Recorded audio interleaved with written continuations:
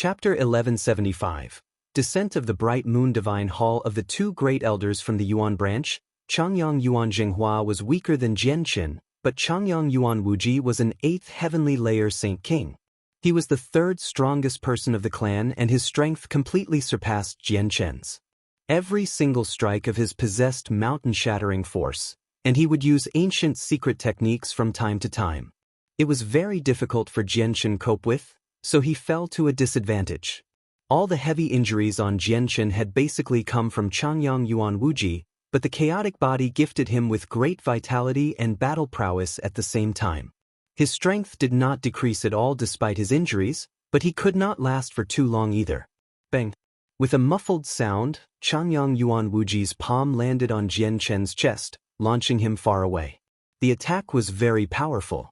Jianqin only stopped after flying several thousand meters and after colliding into a mountain. His entire chest had caved in and most of his ribs were broken. Jianqin clenched his teeth and chaotic force quickly circulated within him. He recovered just as quickly, but even with that, his speed of recovery was far slower than the rate he was sustaining injuries. Jianqin glanced around and saw that Changyang Zhu Xiao and Changyang Qin Yun were still fighting far away. Tremendous ripples of energy wreaked havoc in the surroundings, causing whole clusters of mountains to tremble. On the other hand, there were no signs of movement from Changyang Zhu Yunxiao after he had been blown away by Changyang Qin Yun. Jianqin's face was extremely ashen. He was completely at a disadvantage right now. He could rival 7th heavenly layer Saint Kings if he fought by himself, but he was helpless against Changyang Yuan Wuji no matter how hard he tried. As a great elder, Changyang Yuan Wuji knew many powerful ancient secret techniques, so no ordinary Saint King could compare to him. The independent space was sealed as well, and it could not be opened without the corresponding technique.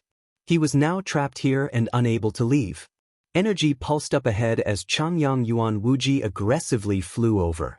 He glared fixedly at Jianqin, as if he was afraid that Jianqin would run away. Greed was evidently plastered across his face. Now that Qin Yun's busy with Zhu Xiao, it's a once-in-a-lifetime opportunity for me. I'll eat the fruit as soon as I get it, and he can't do anything to me. All he can do is watch from the side. I'll be able to reach the supreme realm of Saint Emperors very soon and become the strongest of the protector clans. Changyang Yuan Wuji laughed maniacally inside. He could basically taste the moment he would become a Saint Emperor, but he needed to suppress his wild excitement, or he would have begun laughing aloud. But this brat's talent is very great. He'll probably reach Saint Emperor himself without much time, so he's a huge threat to me. He's going to suffer a death sentence today anyway, so I might as well go all in and finish him off right now. Thinking up to there, heavy killing intent immediately flashed through Changyang Yuan Wuji's eyes. He had made up his mind about killing Jianqin since he had decided he would take the fruit. A silver lance completely condensed from energy appeared in Changyang Yuan Wuji's hand. With its materialization, a powerful pressure appeared in the surroundings, crushing Jianqin like a mountain. It caused his body to sink and stopped all his actions. This was the pressure of a Saint-tier battle skill that originated from Changyang Yuan Wuji.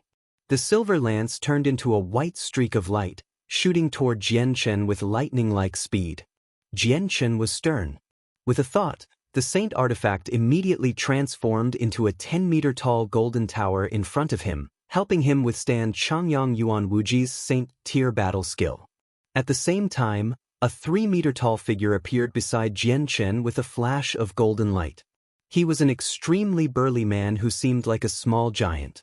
His skin was goldish-brown, and a golden brilliance radiated from him. This figure was Tai Ta, who had remained within the Saint artifact. Jianqin had secretly informed Tai Ta long ago that the situation outside was very dangerous. As soon as he appeared, a dense layer of golden light surrounded him, and he called out, "Mysteries of War, World's Fist." The golden light around him condensed on his hand, and at that moment, a wondrous power actually revolved around his fist. He then smashed the space in front of him viciously. From Tai Ta's punch actually produced an extremely unique sound. It seemed like the creaking and painful wailing of space. It began to violently shake with Tai Ta's attack, showing signs of ripping apart. The 18 divine halls in the sky consolidated even more than before. Every single one of them radiated with an energy that fused with the independent space, reinforcing it so that it became even more powerful than the outside world. The space became indestructible, like a metal cage. The shaking space stabilized very quickly. Tai Ta's expression immediately changed when he saw this, and he said, "Jianchen, I can't break through the space here." "What?" Jianchen was shocked. He asked, "Tai Ta, didn't you say that your mysteries of war can break through all limitations of space and travel through the void and that you can go anywhere you want to?" Tai Ta scratched his head in a panic. He nervously replied, "That's what the information I received said. My world's fist can indeed break through the limitations of any region of space, but I never thought it would be so tough here. It's become useless. Looks like my strength is too weak and my level of understanding regarding the technique isn't enough." God damn it, Jianchen swore inside. The plan could not adapt to the changing situation. He had never imagined it would end up like this. It was already night outside right now. A full moon hung high in the sky, casting down beautiful moonlight. A silver-white divine hall silently descended from outer space before stopping above the entrance to the Changyang clan's independent space. The beautiful Yu, dressed in white, stood on top of the roof as she held the moon god scepter that Fairy Hao Yu had given her. Suddenly, Yu raised the scepter and the gem embedded within it began to shine with dense moonlight. At the same time, the full moon in the sky suddenly grew brighter. It actually began to shine with unprecedented brightness, as if it was resonating with Yu's scepter. The two of them seemed to be calling out to each other from far away. "I never thought that you'd have a helper, but inside the Protector clan, it's useless even if you bring a Saint King at great perfection." Changyang Yuan Wuji sneered back inside the independent space. The energy around him surged and rushed toward Jianchen. Tai Ta's eyes slid over. A golden axe appeared in his hand, and he yelled, "Mysteries of war, destruction." A supreme battle intent suddenly appeared. It was enough to affect everyone's mind. At that moment, all the clansmen who were watching from afar lost any bravery to fight as their morale collapsed. All of them shivered under the battle intent as they looked at Tai Ta in dread. At that moment, Tai Ta seemed to have become an undefeatable war god in the eyes of many of them. Even saint rulers had lost their courage to fight in front of Tai Ta. An extremely dazzling streak of light shot through the air, heading toward Changyang Yuan Wuji like a bolt of lightning along with the battle intent. Changyang Yuan Wuji blanked out. The sudden battle intent had affected him slightly as well, but he could suppress the effects with his strength, so he recovered very quickly. Seeing the golden axe flying over, he wanted to dodge, but discovered that it had already locked onto his presence. He hurried and used an ancient secret technique and managed to block Tai Ta's attack, but the powerful force launched him far away. "What is this presence?" Changyang Qing Yun and Changyang Zhu Shao stopped fighting in the distance. They glanced at Tai Ta as doubt and surprise flooded their faces. "The mysteries of war, destruction. Isn't this a powerful battle skill used by the war god of the 100 races, Ergens, in ancient times, the one mentioned in the records? The records say that Ergens had used it to destroy a small portion of the entire continent with a single swing, and over 10 saint emperors died to it." Changyang Qin Yun stared blankly as disbelief flooded his face. Changyang Zhu Shao stared at Tai Ta as Tai Ta bathed in golden light from afar. He murmured, surrounded in golden light and able to give off such a unique battle intent. Is he? That's the war god of the 100 races? No wonder the 100 races had launched a large-scale invasion of our continent. That had never happened before after all, so it turns out to be all connected to the war god, Changyang Qingyun suddenly called out. He immediately guessed Tai Ta's identity and became both fearful and surprised. Even with his mental fortitude, he struggled to remain calm. The war god of the 100 races was just far too famous. His prestige was so great that even saint emperors would pale upon hearing about him. After all, he was a sovereign-like figure that had surpassed saint emperor. In ancient times, just the amount of saint emperors that fell by his hand was innumerable. Only other experts at the same level of cultivation could match up against him. However, Changyang Qin Yun realized Tai Ta's strength very soon. He immediately calmed down very much, and killing intent began to flow from his eyes in an undisguised manner. He said, "Zhu Shao, the war god of the 100 races has reappeared. We may not have been part of the matters during the ancient times, but you understand very well from the records. You know what you should be doing at this moment." Changyang Zhu Shao frowned heavily. He stared at Tai Ta fixedly as the light within his eyes flickered. Before the war god has fully matured, kill him immediately and remove the future danger.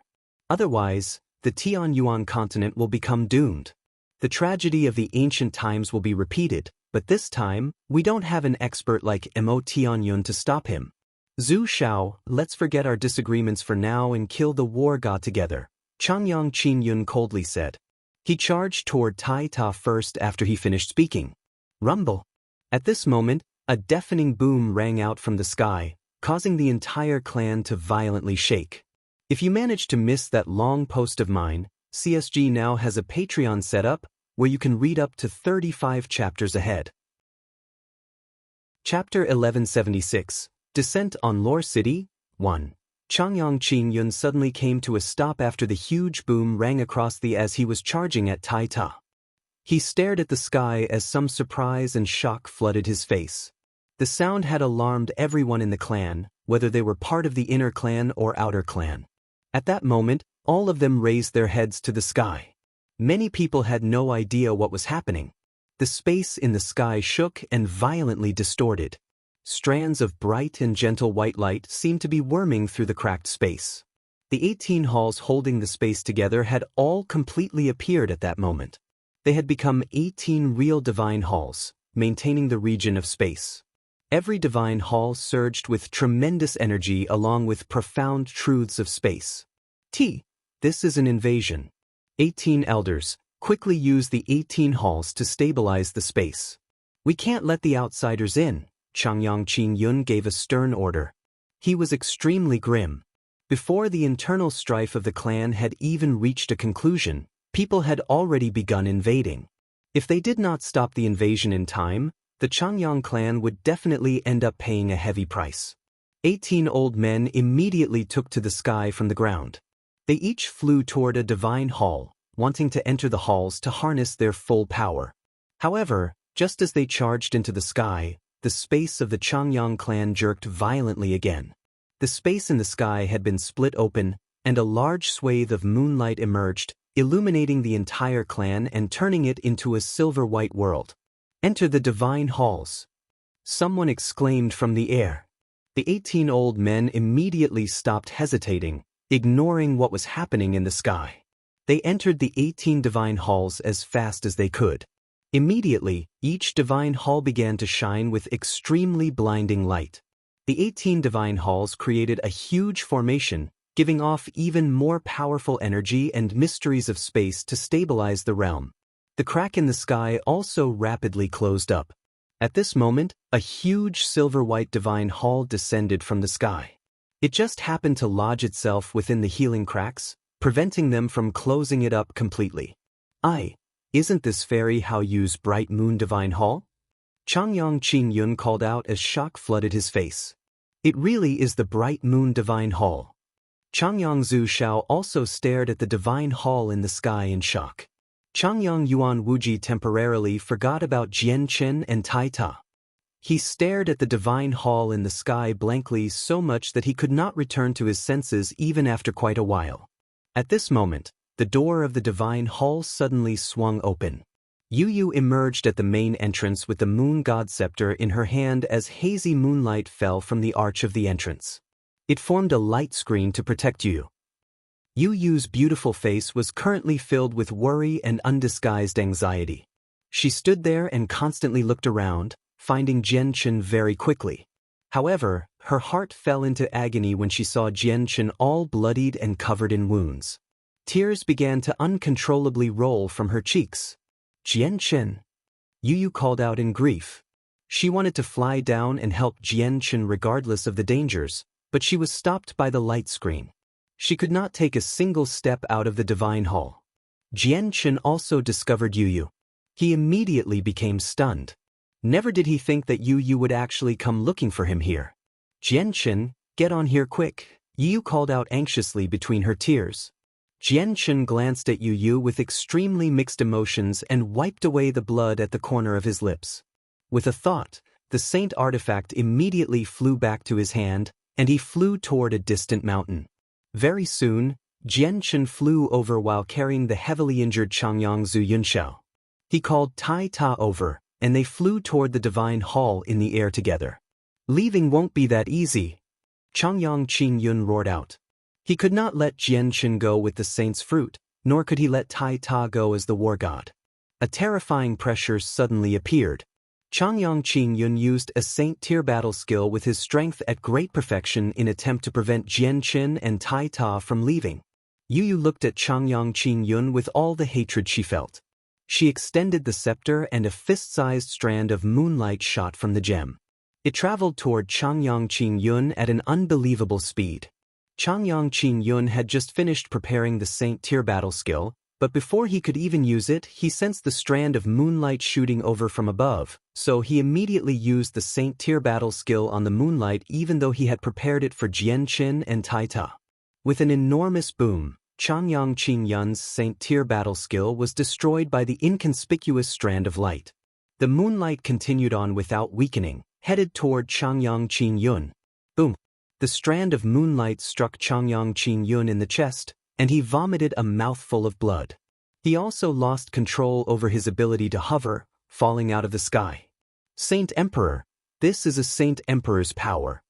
Changyang Qing Yun hovered back into the air again very soon. He stared at Yu standing at the main entrance of the divine hall, and his face was filled with shock and disbelief.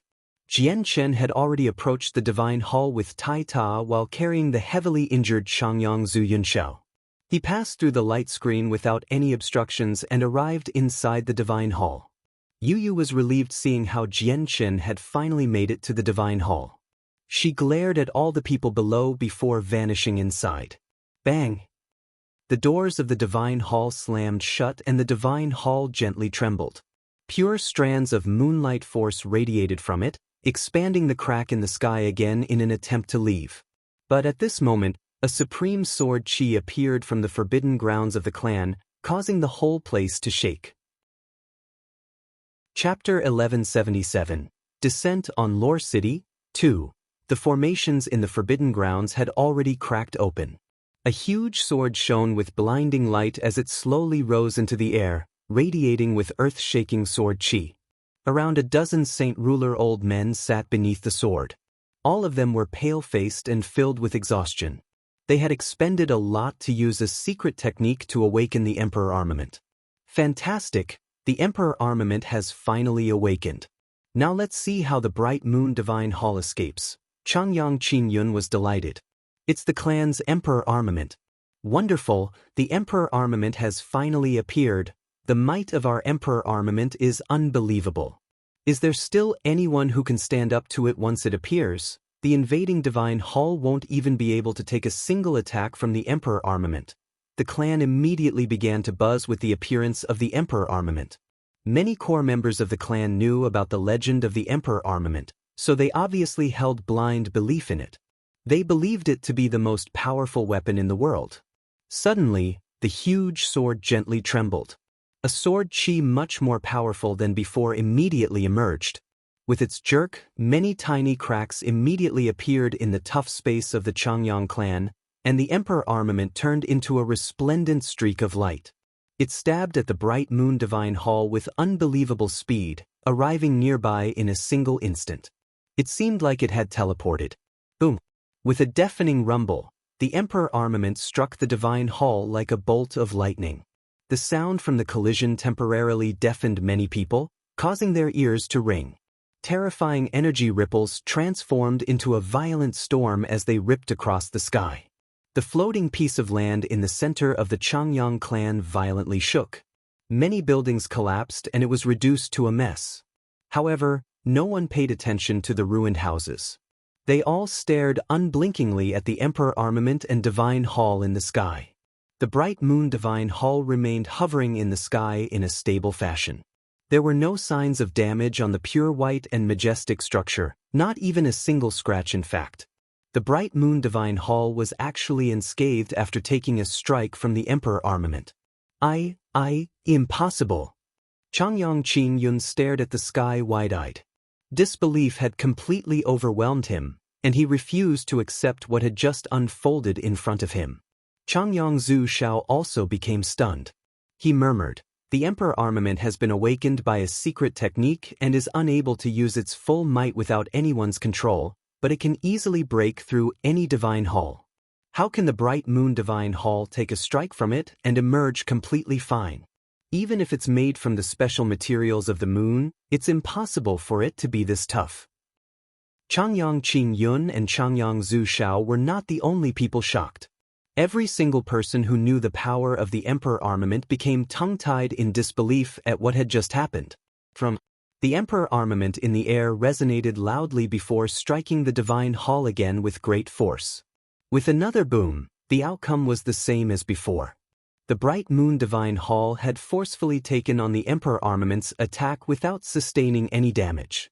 The Emperor armament of a protector clan was actually unable to leave a single mark on the pure white structure. The Divine Hall became enshrouded by a layer of bright moonlight. Pure and powerful moonlight force slowly forced the crack open, which the Divine Hall then slowly rose through. It paid no attention to the Emperor armament. The war god of the 100 races is within the Bright Moon Divine Hall. We can't let it leave. Great elders, let's control the Emperor armament together. Otherwise, if the war god leaves here, there will be unthinkable consequences, Changyang Qingyun called out. Right now, the Emperor armament was only attacking automatically after it had been awakened. It was unable to use all its power without being controlled, so it was very weak. Other than Changyang Zhu Xiao, the other great elders all charged at the Emperor armament in unison. Even Changyang Qin Yunfeng, who had been heavily injured by Changyang Zhu Yunxiao's founding god's fist, participated as well. The Bright Moon Divine Hall broke out of the independent space and arrived outside. The crack in the space had finally closed up as well, concealing the Changyang clan once again. But the next moment, the world gate of the Changyang clan opened widely. 5 great elders poured their strength together to control the Emperor armament as they aggressively flew out, making their way over to the Bright Moon Divine Hall. The Emperor armament became even more powerful under their control. The door of the Divine Hall swung open again and Yu Yu emerged with the Moon God Scepter. Her face was filled with anger, and she used the scepter to receive the incoming Emperor armament. A strand of pure white moonlight force immediately surged out. "There's not much power left. My dear disciple, don't use it all so casually. The power within the Moon God Scepter can only be used to save lives." Fairy Hao Yu's voice suddenly rang in Yu Yu's head. Without her control, the power that gathered within the scepter dispersed by itself. Chapter 1178, Descent on Lore City, 3. Fairy Hao Yu stopped Yu Yu and an invisible force surged from the Divine Hall. It wrapped around Yu Yu and pulled her back into the Divine Hall. The door then slammed shut again. The control over the Divine Hall remained in Fairy Hao Yu's possession. Yu Yu had only obtained partial control after obtaining special permission from Fairy Hao Yu, so she did not possess absolute power over the structure. Up ahead, the Emperor armament had already threateningly stabbed toward the Divine Hall with a soaring presence under the control of the 5 great elders. The space outside was not as tough as inside the clan, so it was ripped apart like paper wherever the Emperor armament passed, causing a huge, black gash to appear in the air. At this moment, a golden sword chi that was over 10 meters long shot over from behind. The sword chi glowed with a glimmering golden light, dyeing the night sky a golden hue. A huge phoenix completely condensed of white flames hovered beside the golden sword chi. Coupled with a clear phoenix's cry, it flew over with lightning-like speed beside the sword chi, heading toward the Emperor armament. Boom! The sword chi and phoenix violently collided with the Emperor armament and an extremely powerful ripple of energy erupted. It caused the space in a radius of 100 meters to collapse, reducing it to utter darkness. Violent energy splayed down, collapsing countless mountains and causing the ground to shake. Huge cracks extended to 1,000 kilometers away. Fortunately, the ancient mountain range where the Changyang clan resided was desolate. Only a few magical beasts lived there and rarely did anyone set foot there. Otherwise, just the ripples of the clash would have wiped out a large-scale city and turned it into a living hell. Powerful ripples of energy rammed into the Emperor armament and the 5 great elders in the form of storms after being blocked. It stopped them from advancing and forcefully pushed them back. The golden sword Qi and the phoenix dispersed, and what replaced them was a glimmering sword and an exquisite, fire-red hairpin. The presence of origin energy. These are origin energy weapons. The 5 great elders changed in expression slightly, and they also began to frown. It's the 3 powerful magical beasts. I never thought that they'd actually hurry over at this crucial moment, Changyang Qin Yunfeng growled. His complexion was extremely horrible. The 5 of them feared the magical beast trio very much since they were existences that even Saint Emperors could do nothing to. 2 streaks, 1 golden and 1 red, broke through the pitch-black sky. They hurried over from afar extremely quickly.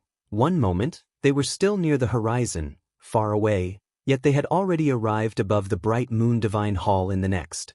They faced against the 5 great elders. They were Rui Jin and Hong Lian.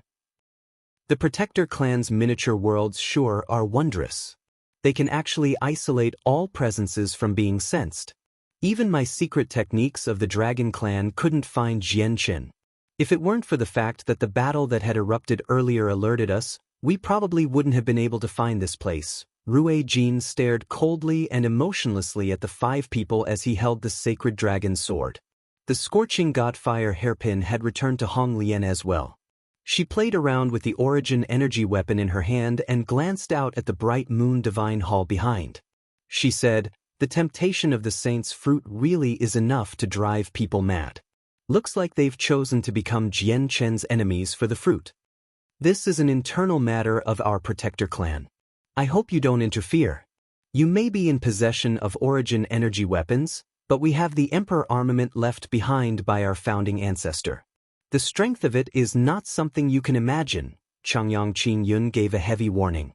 He did not want to provoke Rui Jin and the others so easily. Rui Jin began to sneer. "Then I wonder if the Emperor armament of your Protector clan is more powerful or if the treasure of the Dragon clan, the sacred dragon sword, is. And what about the legacy treasure of my Phoenix clan, the scorching godfire hairpin?" Hong Lian added as well. The 2 of them showed no fear at all against the Emperor armament. "Do the 2 of you really want to stick your noses into the business here?" Changyang Qin Yun was pale white. The Emperor armament was very powerful, but controlling it was just far too difficult. They would be fine if it was only temporary, but once they controlled it for a long period of time, they would receive a backlash from the Emperor armament's power. The price they would end up paying would be far too great. At this moment, another black figure flew over from the distance. He arrived beside Rui Jin and Hong Lian and stood with them. It was the black-robed Heiyu. Heiyu's condition seemed horrible. Blood constantly flowed from the corner of his lips, dribbling all over his chest. His skin had become black as well. He was even more heavily poisoned than before. However, Heiyu remained just as mighty as before. He stood there threateningly with his machete in hand and his gaze sharp. Elevated battle intent radiated from him, as if he was about to charge into battle. Suddenly, the 5 great elders gently jerked. They had controlled the Emperor armament for quite a while now, so they were beginning to slowly suffer a backlash. Changyang Qin Yun coldly stared at the bright moon divine hall for a while. He knew that if the great elders continued like this, the only people who would suffer in the end would be them. He finally made his decision and reluctantly ordered to retreat. "Let's return." The world gate was opened once again and the 5 great elders returned to the clan with the Emperor armament. At the same time, the bright moon divine hall turned into a silver-white streak of light and shot off. It vanished in the blink of an eye and Rui Jin, Hong Lian, and Heiyu followed it closely. Night loomed over Lore City in the Jessen Kingdom. A full moon hung in the sky, shining with hazy moonlight. Groups of armored guards could vaguely be made out in the night as they patrolled the dead silent city, quietly upholding peace. An extremely few number of lights let off their dazzling glow in the Changyang clan. Groups of burly men patrolled every inch of the clan in high spirits. Every single person had extremely sharp eyes, which constantly swept over the gloomy corners. They were not tired in any way at all. These people were the guards of the Changyang clan. The current Changyang clan was incomparable to its past, so even the guards and the people from before had become much stronger. There were plenty of Earth Saint Masters, and even quite a few Heaven Saint Masters. During the still night, most people were in deep dreams, but at this moment, the land became abnormally bright and the darkness of the city instantly vanished. The whole city had become illuminated at that moment. The sudden occurrence alerted all the patrolling guards of the city and the clan. Many people instinctively raised their heads to look at the sky, only to see a silver-white divine hall slowly descending with bright moonlight. It stopped 100 meters above the Changyang clan in the end. "What's that? Quick, contact the city lord." The night guards had seen the divine hall from very far away. All of them became stunned before quickly making their way to the city lord's residence. At the same time, the heavy and hurried sound of war drums rang through the city. They spread far and wide, rousing all the people from their sleep or cultivation. Chapter 1179. Xiao Bao the Cripple. 1. The quiet Changyang clan was completely illuminated in an instant. Several figures flickered everywhere and all the guards surged out from the rooms as quickly as they could. Many of them had been roused from their sleep, but none of them showed any drowsiness. All of them were in high spirits and possessed sharp gazes. It had only been 10 seconds since the war drums began beating. Several hundred figures suddenly emerged from the Changyang clan. All the guards gathered in the front courtyard, radiating with powerful presences. Before they could even inquire about what was happening, all of them sensed the extremely bright moonlight in the sky. They immediately looked up and became temporarily stunned when they saw what was in the sky. A huge divine hall surrounded by a dense layer of moonlight hovered firmly 100 meters above the clan. It blotted out the entire sky. "What's happening?" A heavy and authoritative voice rang out. Changyang Ba had emerged from his room in luxurious robes. He seemed even more dignified than before. Changyang Ba looked up at the sky because of the bright moonlight as soon as he took a step past the door sill. He too became stunned. Afterward, all the members of the upper echelon were alarmed as well. They all emerged from their rooms and stared at the divine hall in the sky in doubt and surprise. That seems like the bright moon divine hall mentioned by Yuer." Changyang Ba stared fixedly at the divine hall and softly murmured. He had learned that Yu had obtained the bright moon divine hall long ago, but he had never seen the actual structure. At this moment, the divine hall's entrance flung open. Jianchen flew out as he carried the heavily injured Changyang Zhu Yunxiao while Tai Ta and Yu followed close by his side. "Xianger, its young master." Jianchen was immediately recognized as soon as he touched down. At first, there were a few soft cries filled with serendipity, but all the guards dropped to one knee in unison soon afterward. They all called out loudly in excitement and admiration, "We greet the young master."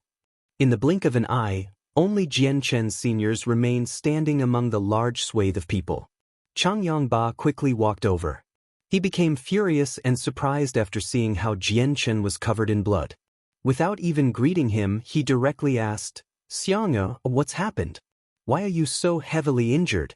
Who injured you?" Changyang Ba's voice was filled with concern as well as some worry. For Jianchen to be reduced to such a horrible condition with his current strength, Changyang Ba really had no idea just how powerful the opponents his talented son had come across. "Xiang," with a sob, Bai Yuntian hurried over. She glanced at the various injuries on Jianchen, and she could not help but jerk. She was heartbroken to see her precious son in such a chilling condition. "Great-grandfather Yunxiao, Xiang, how did great-grandfather Yunxiao become injured like this? He's a great elder of a protector clan. Is there anyone bold enough to injure a great elder of a protector clan on the continent? Xiang, just what has happened?" Changyang Ba paled in fright and hurriedly asked. "Mother, father, let's talk about this tomorrow. I'll take great-grandfather Yunxiao with me to heal." Jianchen was rather gloomy. With that, he carried the unconscious Changyang Zhu Yunxiao to his residence. Yu and Tai Ta followed beside Jianchen, leaving behind Changyang Ba and a great group of people standing there sternly. There were no sounds other than Jian Qin and the others' footsteps, which made the atmosphere extremely grim. Rui Jin, He Yu, and Hong Lian arrived at the clan not much later. They said nothing and all returned to their own residences. They possessed extremely great statuses in the clan, so they all possessed their own places to stay. The Bright Moon Divine Hall was not put away by Yu Yu. It remained hovering 100 meters in the air to prevent any accidents from happening. Right now, Yu Yu had become especially alert as well. She was afraid that the experts of the Protector clan would attack, so she left the Bright Moon Divine Hall outside to cover the clan. The night was dreary to the Changyang clan of Lore City. They all felt heavy-hearted as to what had happened to Jianqin. For Lore City, the night was a sleepless one. The descent of the Divine Hall shook up the entire city, causing it to become bustling from its initial silence.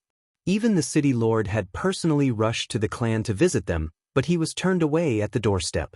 The next morning, in a huge mountain range several 100,000 kilometers away, an expanse of simple, wooden huts stood silently in a beautiful little valley.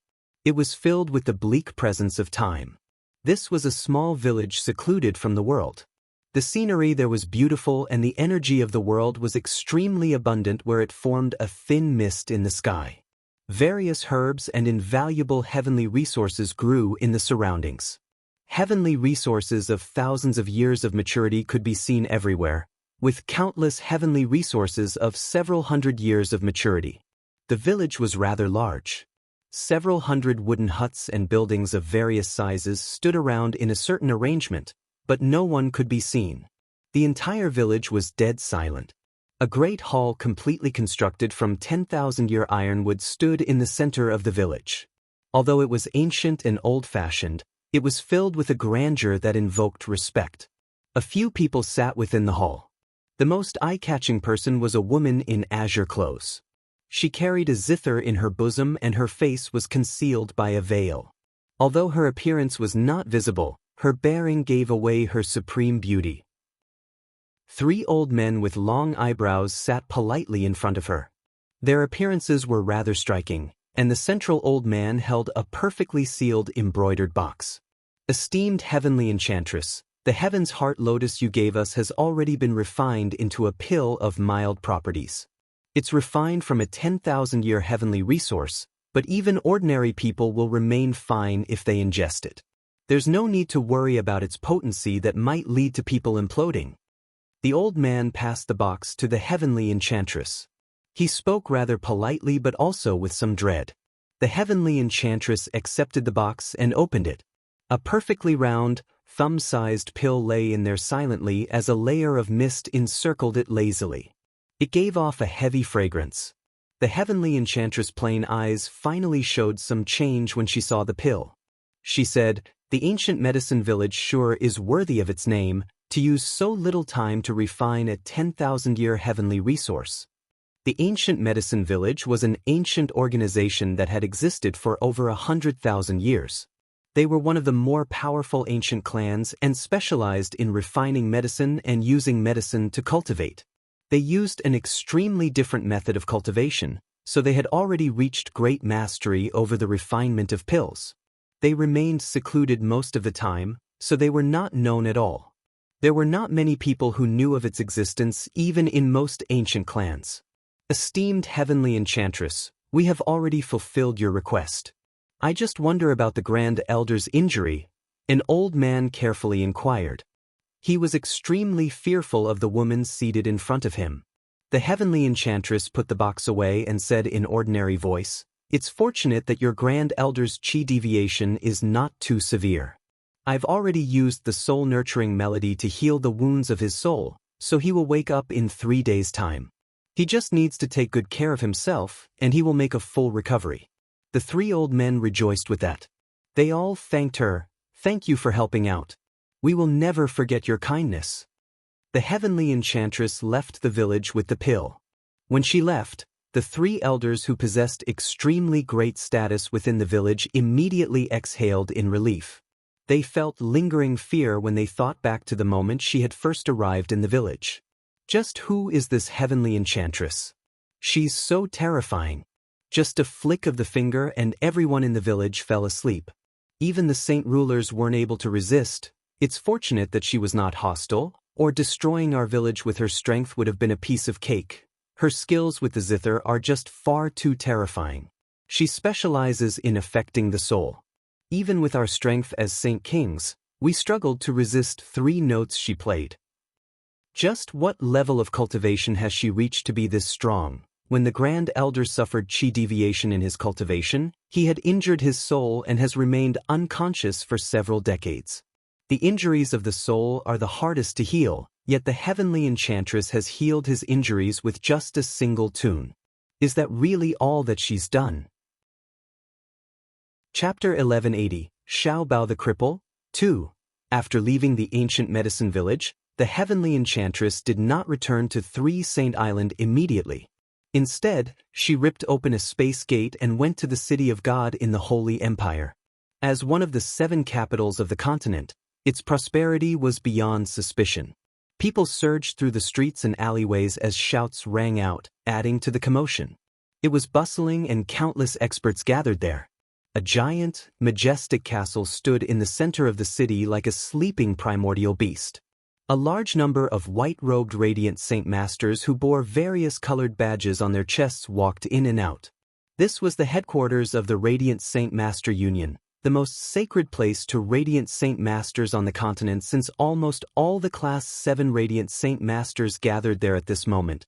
The heavenly enchantress appeared silently with her zither and veil.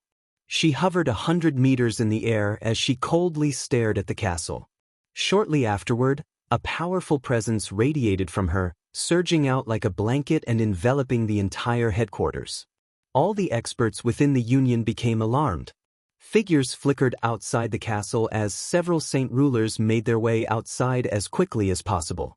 They glared at the heavenly enchantress. Afterward, around a dozen balls of white light flew out of the castle. They were white-robed radiant saint masters with blue and purple badges. The president and grand elders stood at the very front. Behind them followed other Class 6 and 7 radiant saint masters. The president stared at the heavenly enchantress in interest. When he recognized her, surprise immediately flashed through his eyes, and he said, "Muir, it's actually you." The heavenly enchantress looked at the president and her cold eyes immediately began to warm up slightly, and some respect appeared in her gaze as well. "I greet the president."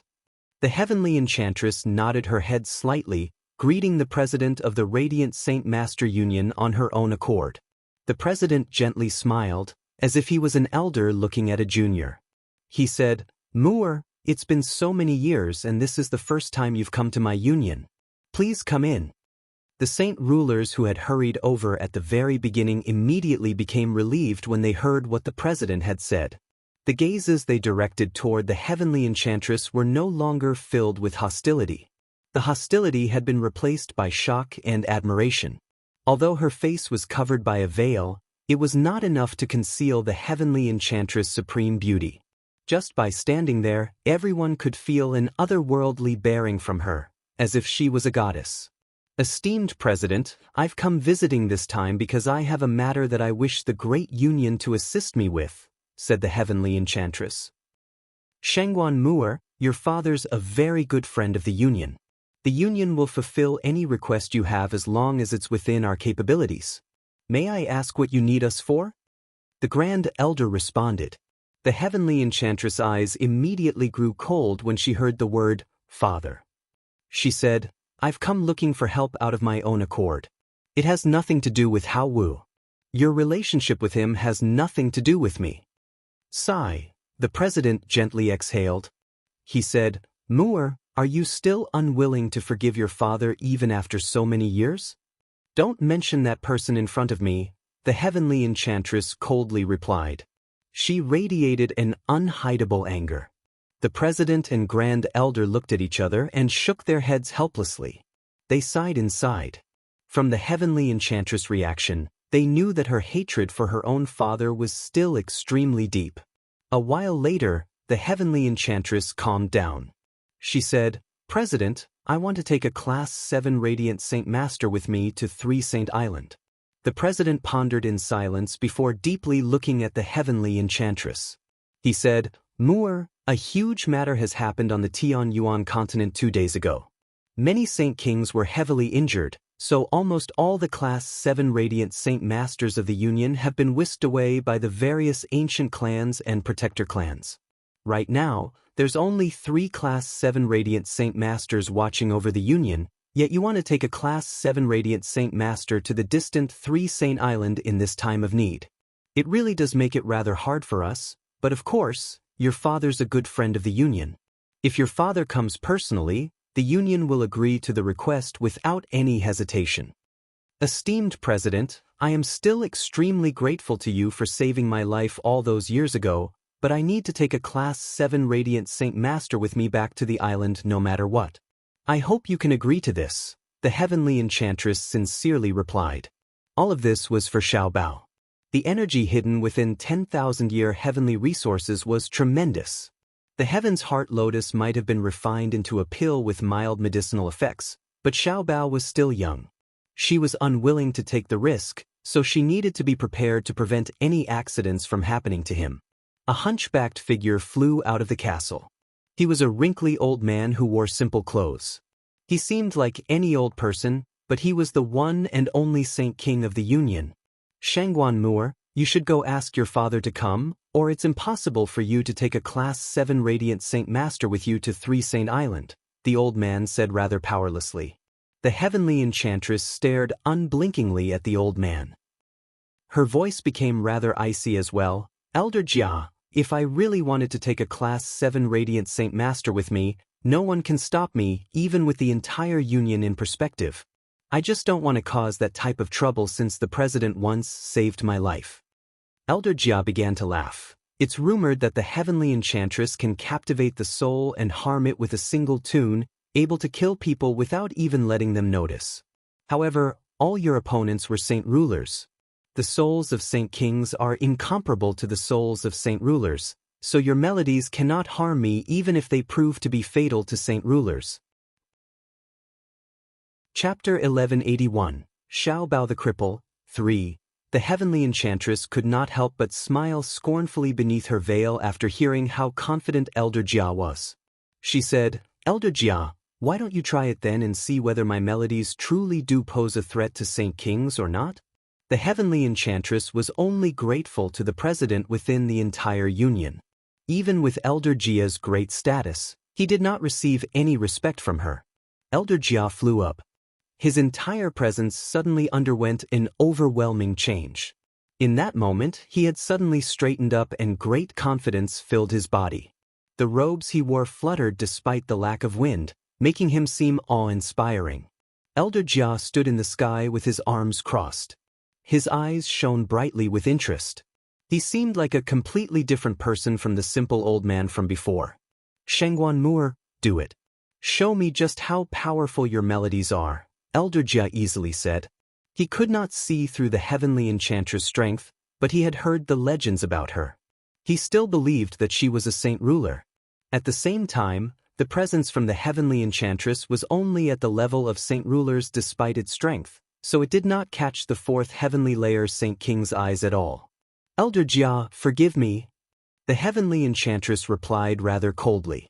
She gently placed her white, gentle hand on the zither strings and used a single, elegant finger to gently strum a string. Ding! The crisp sound did not make it very far. It only reached 100 meters before vanishing. The president, grand elder, and the saint rulers behind them all focused their attention. They prepared themselves against the enchanting melodies that the heavenly enchantress could play. Abilities that could influence the soul were the hardest to guard against, and the only way to resist was to possess a powerful soul. As a result, they could not take the attack lightly even though the heavenly enchantress did not target them. However, there were no other disturbances after the heavenly enchantress' first note. Unlike everyone had imagined, there was no enchanting melody that could affect the souls of saint rulers, just a clear note that had not caused them any discomfort at all. However, no one realized that Elder Jia's eyes had grown blank from their original brilliance. They had become dull and lifeless. Any light they were supposed to reflect had completely vanished. Afterward, his body gently swayed, and to everyone's surprise, he fell out of the sky. His dull eyes also slowly closed. Elder Jia! Elder Jia! With a number of cries, a few saint rulers immediately rushed to Elder Jia's side. They caught his body just before it was about to strike the hard ground. Elder Jia, are you all right? The saint rulers urgently asked the old man. The president and grand elder became stern as well. They immediately descended to Elder Jia's side, and after examining him, they found that everything was normal. He did not suffer any injuries at all. Mu'er, what did you do to Elder Jia? The president looked at the heavenly enchantress and asked with a rather trembling voice. He struggled to believe what had just happened. President, the elder is fine. He will wake up very soon, answered the heavenly enchantress. The president was finally relieved with that. Still badly shaken, he looked at the heavenly enchantress in the sky and his heart surged. Elder Jia was a mighty saint king, and one that had reached the fourth heavenly layer after all, yet he was so puny before the heavenly enchantress, being knocked out by a single note. This was rather hard to believe, and he still struggled to accept it all as true even though it had unfolded right before his eyes. At this moment, everyone's opinion of the heavenly enchantress underwent a huge change, whether it was the president, the grand elder, or the saint rulers. All of them had witnessed how terrifying the heavenly enchantress was when a fourth heavenly layer saint king appeared so puny in front of her. Elder Jia slowly opened his eyes. They were filled with confusion, which cleared up instantly. He then sensed that he was laying on the ground, so he immediately became surprised. He climbed to his feet and raised his head to look at the heavenly enchantress in disbelief. His heart began to beat heavily in an uncontrollable fashion after so many years of peace. Elder Jia, are you fine? The president asked in concern. He was the only saint king of the Union, so his existence was extremely important. Elder Jia completely ignored what the president said, as if he hadn't even heard it at all. He only stared at the heavenly enchantress blankly. He could not help but think over what had just happened inside. He did not feel any discomfort after hearing the clear note, but he felt like he had been hit by a very powerful charm, making his soul become sleepy and making him fall unconscious very quickly. Even with his powerful soul, he could not resist. Elder Jia, you've lost. The heavenly enchantress coldly stared at the old man with her captivating eyes and nonchalantly commented, as if just using a single note to knock out a fourth heavenly layer saint king was no special matter for her. Sigh. Elder Jia exhaled. His upright figure became hunchbacked again, returning to his previous posture. He said rather dejectedly, I have lost. The power of your melodies really are terrifying. I admit that I am weaker. The president, grand elder, and the other radiant saint masters and heaven saint masters all fell silent. A fourth heavenly layer saint king had just suffered defeat like this and in such a miserable, horrible fashion. He did not even have the opportunity to fight back. Esteemed President, I hope you can agree to my request and let me take a Class 7 Radiant Saint Master back to 3 Saint Island. I will definitely send him back safely very soon. The heavenly enchantress' tone changed as she courteously made her request to the president again. Sigh. The president exhaled deeply as well. He stared at the heavenly enchantress with mixed emotions and said, Mu'er, after so many years, I never thought that you'd actually become so powerful, far more powerful than anything I ever expected. With the strength you've displayed, my union indeed does not have the power to stop you. Whatever, I'll go with you to 3 Saint Island. President, you can't. The union needs you to remain safe. Let me go instead, said the Grand Elder. No. President, Grand Elder, you two are extremely important to the union. You definitely can't leave the union at this point in time.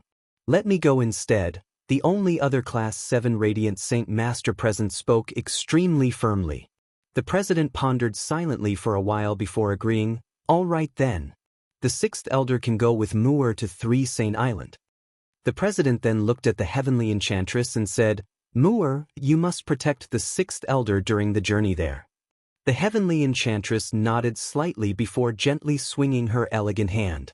She ripped open a space gate before leaving the city with the 6th Elder. On the 3 Saint Island, the heavenly enchantress, Xiao Qian, Xiao Yu, Qin Qin, and the white-robed sixth elder all gathered in a cave filled with luminous pearls. All of them stared unblinkingly at the chubby white boy between them. The boy was very young, only around 2 or 3 years of age. He was extremely cute. His tiny mouth was stuffed full, chewing on the thumb-sized pill laboriously. A streak of saliva ran from the corner of his mouth. The pill was obviously nothing to adults, but it was clearly a little too big for a child who had not grown up completely. The pill filled his entire mouth. Chapter 1182, Xiao Bao the Cripple, 4. The pill created from a 10,000-year heavenly resource finally dissolved in Xiao Bao's mouth, which he then consumed. Immediately, a gentle and vast energy erupted within him, flowing into his limbs and bones and filling up his body. The heavenly enchantress, the sixth elder, Xiao Qian, Xiao Yu, and Qin Qin all stared at Xiao Bao, very focused. As the vast energy filled up Xiao Bao, Xiao Qian immediately said, "Xiao Bao, quick, use the method that I taught you.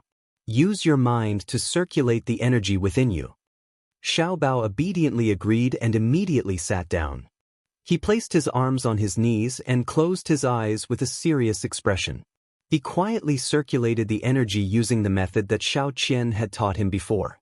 Very soon, thin beads of sweat appeared on Xiao Bao's forehead. His complexion also became rather unnatural. He could clearly feel the tremendous amount of energy surging within him, but he could not control it as he wished since he had not begun cultivating. In fact, he was still rather unsure of how to control the energy. He was nowhere near a level of mastery. The sixth elder paid close attention to Xiao Bao. He understood why he had come to the Three-Sane Island. The heavenly enchantress had personally visited the Union to bring a skillful Class 7 Radiant Saint Master back with her in order to prevent any accidents from occurring when the boy ingested the pill. More importantly, the medicinal effects of the heavenly resource had already become extremely gentle after being refined into a pill. Even ordinary people would be able to ingest it without accidents, but the heavenly enchantress was still worried, so she had invited a Class 7 Radiant Saint Master. This was more than enough to see just how important the boy was to the heavenly enchantress. Energy appeared continuously within Xiao Bao's body. It was not controlled by him, and instead, it expanded to every corner of his body by itself before slowly fusing with his flesh and organs, or more accurately, it was absorbed by Xiao Bao's flesh and organs. In the blink of an eye, 2 days passed and Xiao Bao had completely absorbed the pill. However, there was still no energy within him. The heavenly enchantress, Xiao Qing, and Xiao Yu, who had been with him through the entire process, immediately extended an arm to sense the situation inside of him.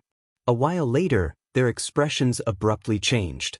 Their faces were filled with disbelief. How is that possible? There's still no saint force in Xiao Bao. There's not even a drop, Xiao Qian uncontrollably exclaimed. A 10,000-year-old heavenly resource is enough for a person who cannot cultivate to undergo a complete rebirth and increase their strength by quite a lot at the same time. But Xiao Bao, no, it's impossible. Xiao Yu shook her head as she appeared to be rather pained. She seemed to refuse to accept what had just happened. There was no room for doubt as to the amount of energy hidden within a 10,000-year-old heavenly resource, yet it was just like nothing to Xiao Bao. Qin Qin was stunned by the outcome as well. She murmured, "Even a 10,000-year-old heavenly resource isn't enough to change Xiao Bao's constitution. Does that mean that Xiao Bao really is that crippled? Is he even more crippled than a cripple?" The heavenly enchantress stared blankly at Xiao Bao's chubby face with her enchanting eyes. She remained silent for quite some time and had become rather dejected. She dared not believe the outcome. She refused to accept it. It had affected her much more heavily than anyone present. Impossible. This is impossible. Only after quite a while later did the heavenly enchantress hoarsely speak. She could not help but think back to what had happened before. Until now, only the heavenly enchantress knew the true identity and origins of Xiao Bao. Xiao Bao was not a child she had found elsewhere, but her own child. He was her own flesh and blood. She had been pregnant with him for 10 whole years, and during the pregnancy, her strength skyrocketed at an unbelievable rate. She knew it was all because of the child in her womb. Other than the dragon's saliva that Jianchen had left behind, the main reason her strength could reach such an unbelievable level in such a short amount of time was Xiaobao. During her pregnancy, the heavenly enchantress knew that the child in her womb was extraordinary. When she had given birth to him, she had even concluded without a second thought that Xiaobao was an unprecedented genius, someone that could even surpass Saint Emperor in the future. However, never did she think that the outcome could actually be like this. Xiaobao was no unprecedented prodigy, just a cripple. Even a 10,000-year-old heavenly resource was not enough to change his constitution. He was even more crippled than cripples actually.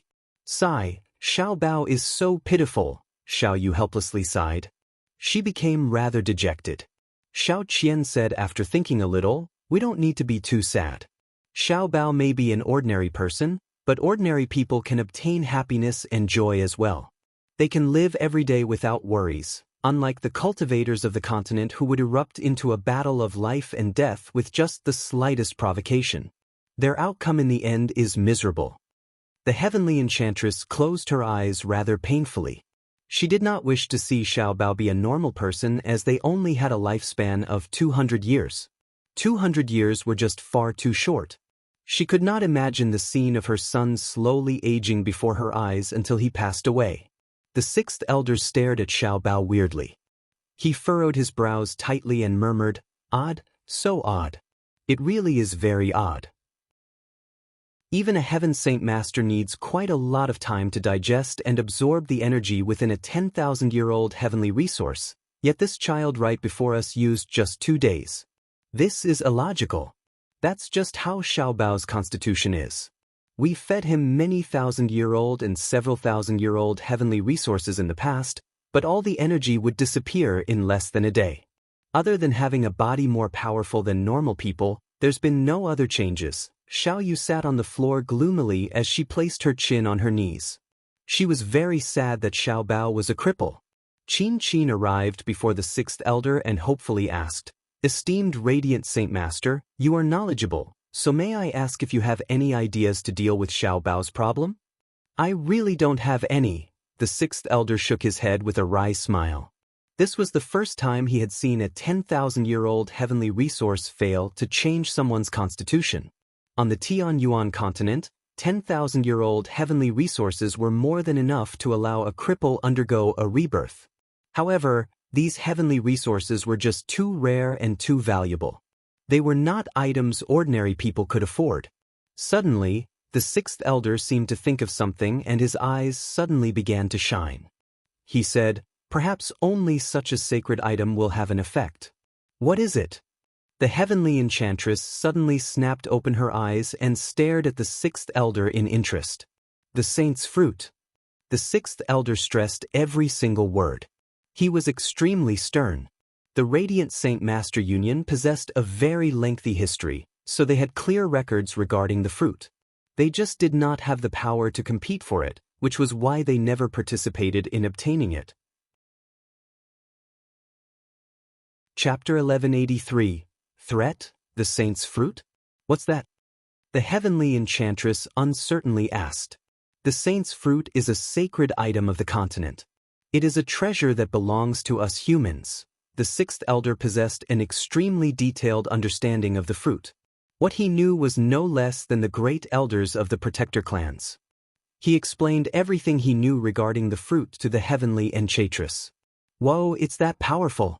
A heavenly resource that can actually let a saint king become a saint emperor. Xiao Qian and Xiao Yu immediately cried out when they heard about the heaven-defying nature of the fruit. They were amazed, and Qin Qin was not an exception either. She too was stunned. The heavenly enchantress thought as she shifted her gaze, "No wonder I felt a presence that seemed like a saint emperor appear in a direction far away. It covered the entire continent. I had originally thought that a new saint emperor had appeared on the Tianyuan continent, but I never thought that it was actually just the commotion of the saint's fruit. It's a pity that I was in the ancient medicine village back then, and it just happened to be a vital moment in the refinement of the heaven's heart lotus. I could only watch over the refinement in order to guarantee that no accidents occurred, or I definitely would have went to have a look." The heavenly enchantress looked at the sixth elder and continued, "Sixth elder, are you saying that the saint's fruit can truly make Xiao Bao undergo a rebirth, allowing him to overcome his current situation? The saint's fruit is a unique item of the world. Its wonders and powerful effects are beyond doubt. I think only the saint's fruit will be able to help the boy if even a 10,000-year-old heavenly resource is useless to him. It's just Sai." The sixth elder stopped talking and shook his head rather helplessly. "Sixth elder, it's just what?" The heavenly enchantress stared at the sixth elder as she became rather anxious. "It's just that it already has an owner now, and the owner is no ordinary person. Even the 10 protector clans can't do anything to him, so obtaining the fruit is impossible," the sixth elder sighed. He could not help but think of the rumors regarding the person in question. "I must say that he really is an unprecedented genius. Not only is he a Class 6 Radiant Saint Master, he's climbed to an extremely great level as a fighter as well." The sixth elder sighed emotionally inside and his emotions became rather mixed. The heavenly enchantress' expression remained the same. An expert that even the 10 protector clans could do nothing to was not enough to waver her mental state. She inquired, "Sixth elder, just who is this person? Is it the human Saint Emperor, or is it a Saint Emperor of the Beast God continent?" "None of them." The sixth elder shook his head. "This person is young. He's only become famous in recent years." "Shangguan Mu'er, you spend most of your time on the island and rarely set foot on the continent. You definitely wouldn't know this person. His name is Jianqin." A gleam of light flashed through the heavenly enchantress' eyes and she immediately responded with a different expression. "What? This person is called Jianqin? Surely he isn't the master Jianqin we know." Xiao Qian and Xiao Yu immediately stood up in shock. Qin Qin became shocked as well. She immediately pulled out a scroll from her space ring and unrolled it. She asked, slightly emotional, "Esteemed Radiant Saint Master, please see whether it's this person or not." To no surprise, on the scroll was an image of Jianqin. The image was extremely well drawn. It seemed realistic, as if he was present with them. Qin Qin had drawn the image when she was in the Tianqin clan, and she had kept it ever since. "Yes, it's him. Do you know Jianqin?" This time, the person shocked was the sixth elder. His opinion of Qin Qin underwent a change. He had never thought that the lady who was not in possession of much strength would be carrying around an image of Jianqin, and from how realistic the drawing was, he was certain that the artist had met Jianqin before and had spent quite a lot of time together. It really is Master Jianqin. Since when did Master Jianqin become so powerful, where even the 10 protector clans can't even touch him?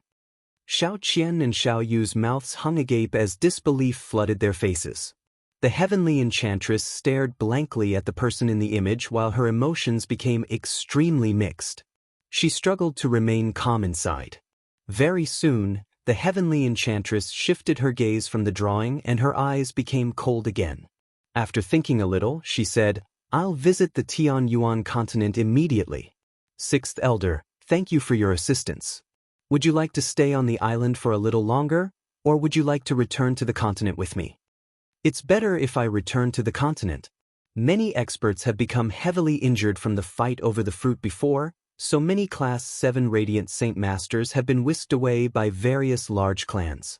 Right now, the Union is in need of manpower, so I should return," replied the sixth elder. In Lore City, the bright moon divine hall had shrunken to roughly 100 meters long and wide, but it continued to hang in the air. The atmosphere of the Changyang clan had clearly become rather grim. There were many more guards on patrol, and the experts hidden on the estate had increased by several-fold compared to any other day. Changyang Zhu Yunxiao had made a full recovery with the origin energy of a Radiant Saint Master, but he lived in deep sorrow right now. His mind was somewhere else every day, and he was extremely gloomy. Everything that had happened in the Protector clan before played through his head like a brand new memory, severely affecting him. It left behind an irremovable scar in his heart. The Protector clan was his home. It was the place he had grown up, so he had many attachments to it.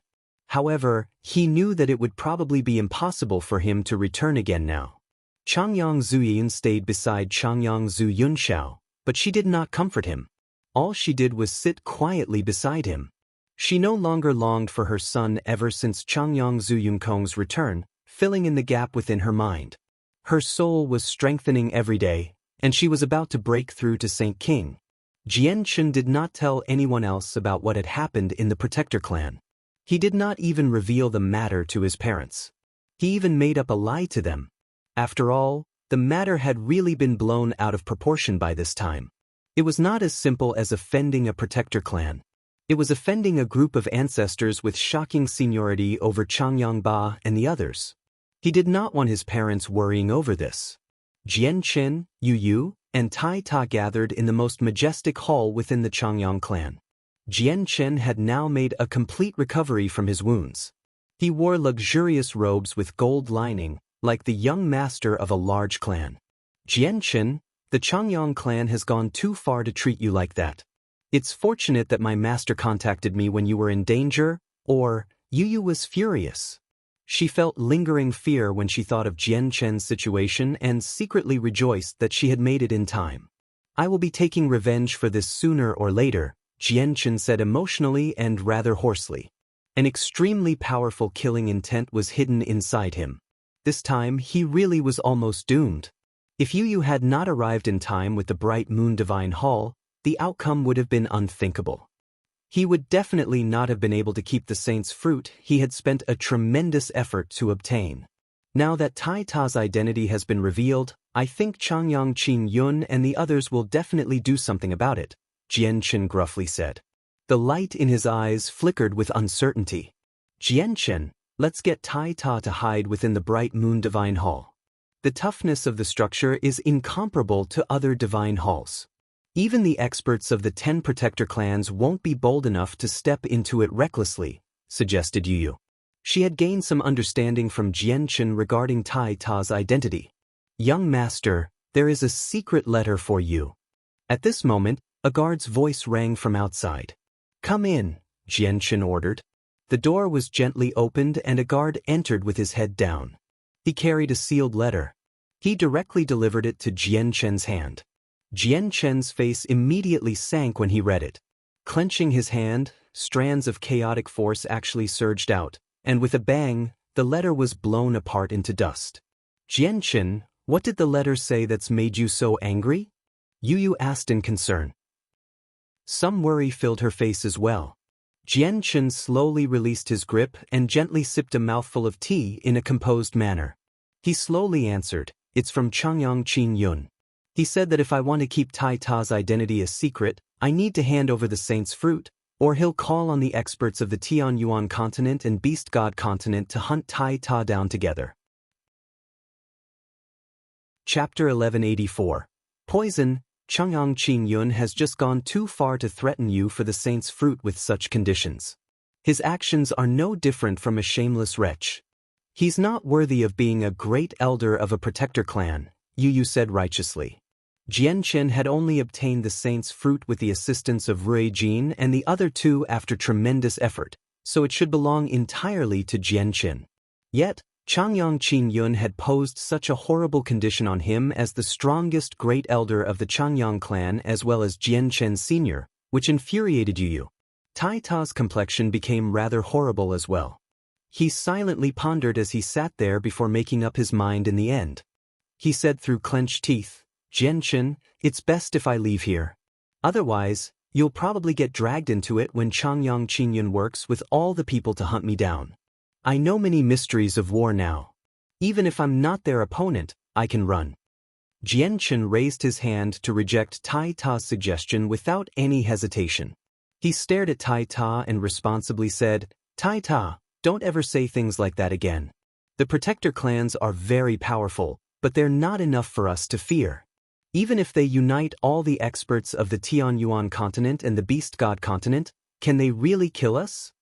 Tai Ta, don't be depressed. You can't forget that I have the Bright Moon Divine Hall as well. Master has said that the Divine Hall is so tough that even Saint Emperors can't get through its defenses, and she's cast down formations inside. There are absolute killing formations that can even wipe out Saint Emperors. As long as we have the Divine Hall, they can't do anything to us even if they unite the two continents, Yu said rather confidently. She felt an unhideable excitement inside since she finally had the power to help Jianchen now. She could share Jianchen's burden with him, which was an extremely important matter to her. At this moment, with a twitch in his expression, Jianchen suddenly gazed off into the distance. His gaze seemed to be able to penetrate the structure and see outside clearly while the light in his eyes flickered. Afterward, Tai Ta's face twitched as well. He suddenly stood up and powerful killing intent bubbled from inside him. He said with his deep, muffled voice, "Tai Ta, the people of the Changyang clan have come attacking." Jianchen shook his head and a sliver of doubt flickered through his eyes. He said, "Tai Ta, please wait. It may not be like what you've imagined. Let's go have a look first." A great group of people flew toward the city. They did not seem to be travel very quickly, and there were several hundreds of them. The people in the city saw the spectacular scene in the air and the entire city was thrown into a great hubbub again. All of them had become stunned by this. All of them knew that anyone who could fly in the air was at least a heaven saint master without any exception. There were only around a dozen in the entire kingdom, and a few of them had only recently appeared too. Every single one of them possessed a great status within the kingdom, able to stand on equal ground with the king. They rarely ever appeared in public. Yet now, they were seeing several hundred people flying in the air with a single glance. This pushed their shock to the utmost limit. The group of people directly flew to the Changyang clan before all stopping at the front entrance in the end. All the high-ranking members of the clan had gathered at the entrance. They all stood there silently and no one said anything.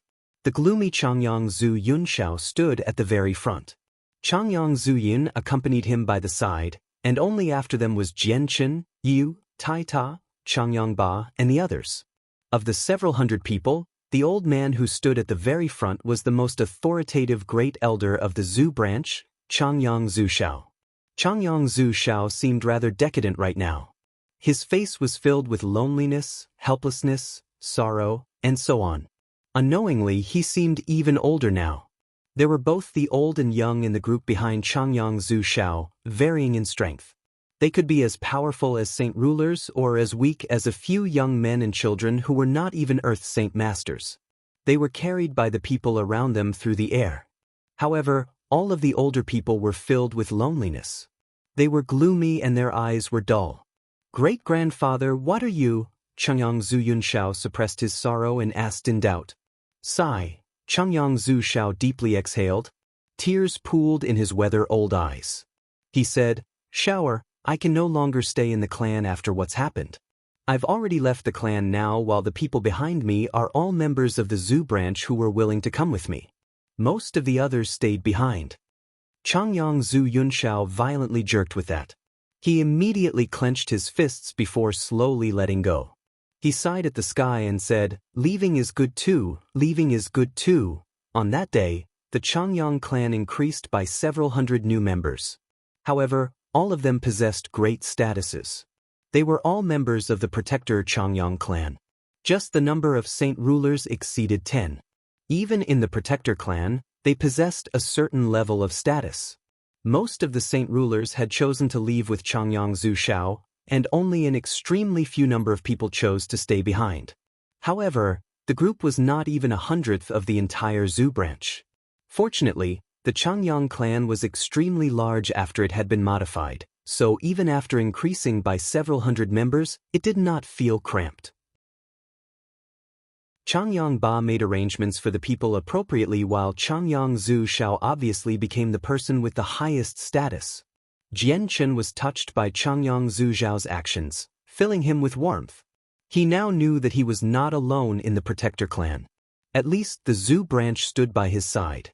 Changyang Zhu Shao did not mention the saint's fruit at all. After greeting him, Jianchen directly went to where Rui Jin, Hong Lian, and He Yu were staying. He Yu currently sat on his bed. His complexion was dark as the poison remained within him. The saint artifact had turned into a fist-sized golden tower as it slowly rotated above him, shining with a hazy light. Hong Lian and Rui Jin sat nearby in worry. They furrowed their brows while deep in thought. "Senior He Yu, how are you? Has the poison still not been purged?" Jian Chen's chest immediately tightened when he saw He Yu's condition. He Yu slowly opened his eyes and gently shook his head. He said, "The poison that got me is extremely rare on the continent. It's far stronger than the venom of the venomous beast ranked at number 1, and even the artifact spirit cannot help me. Apparently, this is a poison that belongs to the 9th class. The artifact spirit can only use Radiant Saint Force at class 8, so it is not enough to purge the poison." Chapter 1185. Poison of Heavens and what? Even the artifact spirit isn't enough to purge it? How can there be such an unbelievably powerful poison on the continent? Jianchen was shocked by what He Yu had said. Disbelief flooded his face. "We've looked through all our inherited memories, and we have no records regarding He Yu's poison, which is why we're helpless against the poison as well," growled Ruijin. He was extremely good friends with He Yu, so he felt rather horrible with He Yu in so much danger. The room fell silent for a while. None of them said anything as they all felt very heavy inside. The poison's potency had far exceeded everyone's imagination since Ruijin and Hong Lian had no idea what it was, and even the Radiant Saint Force origin energy of the artifact spirit was not enough to nullify it. Hong Lian silently pondered and said, "I can vaguely remember that it was a few Saint Kings who poisoned He Yu. They were likely members of a protector clan." "A protector clan," Jian Chen softly mumbled. A gleam of light flashed through his eyes and he said, "I'll go invite great-grandfather Changyang Zushao. He's also a member of a protector clan, and he's knowledgeable. He may be able to help out." Jian Chen immediately went to invite Changyang Zushao. Without much longer, Jian Chen returned to where the three of them rested with a haggard Changyang Zushao. Changyang Zushao stared at He Yu for a while before he gradually frowned. He heavily said, "I know this poison. It's the special technique of the Heaven's Incense School, the poison of Heaven's End." "The poison of Heaven's End? How do we get rid of it?" Ruijin paced over to Changyang Zhuxiao's side and nervously asked. He was extremely worried. It's rumored that the poison can even claim the lives of Saint Emperors. "Other than finding the antidote, there is no other way to purge it," replied Changyang Zhuxiao. "If that's the case, let's kill our way into the Heaven's Incense School right now." Powerful battle intent radiated from Ruijin. He was willing to venture into the most dangerous place in order to save He Yu. "No, you can't act recklessly with this. I admire your strength very much, and outside the independent realm the protector clans are not your opponent unless they use their emperor armaments. However, that's not outside, but the lair of a protector clan. You definitely won't be able to get anything from attack them like that because even a Saint Emperor can't penetrate through the defenses. If it weren't for the fact that something so big happened between us in the Changyang clan, the Bright Moon Divine Hall would not have been able to get in so easily and then leave without any difficulty," explained Changyang Zhuxiao. "Senior Ruijin, we have to go to the Heaven's Incense School, but we need to make all preparations beforehand. After all, it's different from fighting against the people of the protector clans outside. It's their territory. They have the advantage," said Jianchen.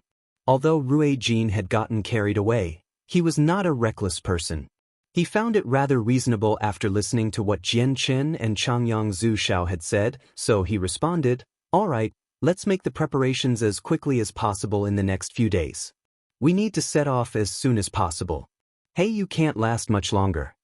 Changyang Zhuxiao nodded, "Only you can go deal with this matter now. Although Yun Xiao and I have broken away from the Changyang clan, we still can't assist you openly." Changyang Zhuxiao paused there. He stared at Jianchen weirdly before continuing, "And you better quickly find a way to deal with your friend's problem. Once the news of the war god makes it out onto the continent, they will never let him go. At that time, it won't just be the Tian Yuan continent. Probably even the experts of the Beast God continent will come to hunt him down. After all, both the Tian Yuan continent and Beast God continent have a very deep enmity toward the war god from the ancient times. Changyang Qing Yun has already sent a message to me.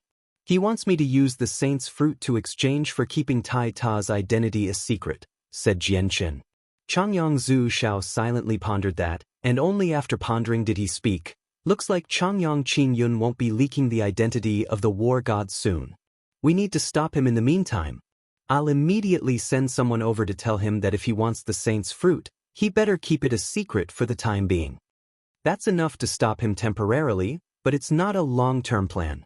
Actually, I've already got a plan to keep Taita safe. All he needs to do is hide in the Bright Moon Divine Hall when the time comes and he'll be completely fine. Even if Saint Emperors come personally, they won't be able to threaten him, replied Jianqin. Now, there were only two places that were extremely safe for Taita. One was Mercenary City while the other was the Bright Moon Divine Hall. However, Jianqin knew even better that Taita could only hide in Mercenary City before his identity had been leaked. Mercenary City would be a forbidden land once it was leaked. Even if the authoritative elders of the city agreed to shelter him, they would be looked down upon by the entire continent and lose their superior status. Jianqin had never considered sending Taita back to the 100 Races since it would be like sending Taita to his death in his eyes. He had never been to the Wasteland continent and had no idea about the exact strength of the 100 Races, but he knew they were not as powerful at the Tianyuan continent. They would not even be able to fend off the Tianyuan continent, let alone when the Tianyuan continent worked together with the Beast God continent to attack them. All in all, the people of the two continents would never allow Taita to successfully mature. Once Taita's strength surpassed Saint Emperor, no one would be able to contend against him other than the young winged tiger god. Fairy Hao Yu, who created the Bright Moon Divine Hall, was the strongest Saint Emperor in her age. The records say that she had already arrived at the border of surpassing Saint Emperor, except she still failed in the end. On the other hand, her divine hall created from the special materials of the moon is very extraordinary where even Saint Emperors cannot destroy it, so sheltering him in the divine hall is indeed a good idea. However, when the time comes, you need to shelter the entire clan in it as well along with all the people you care about.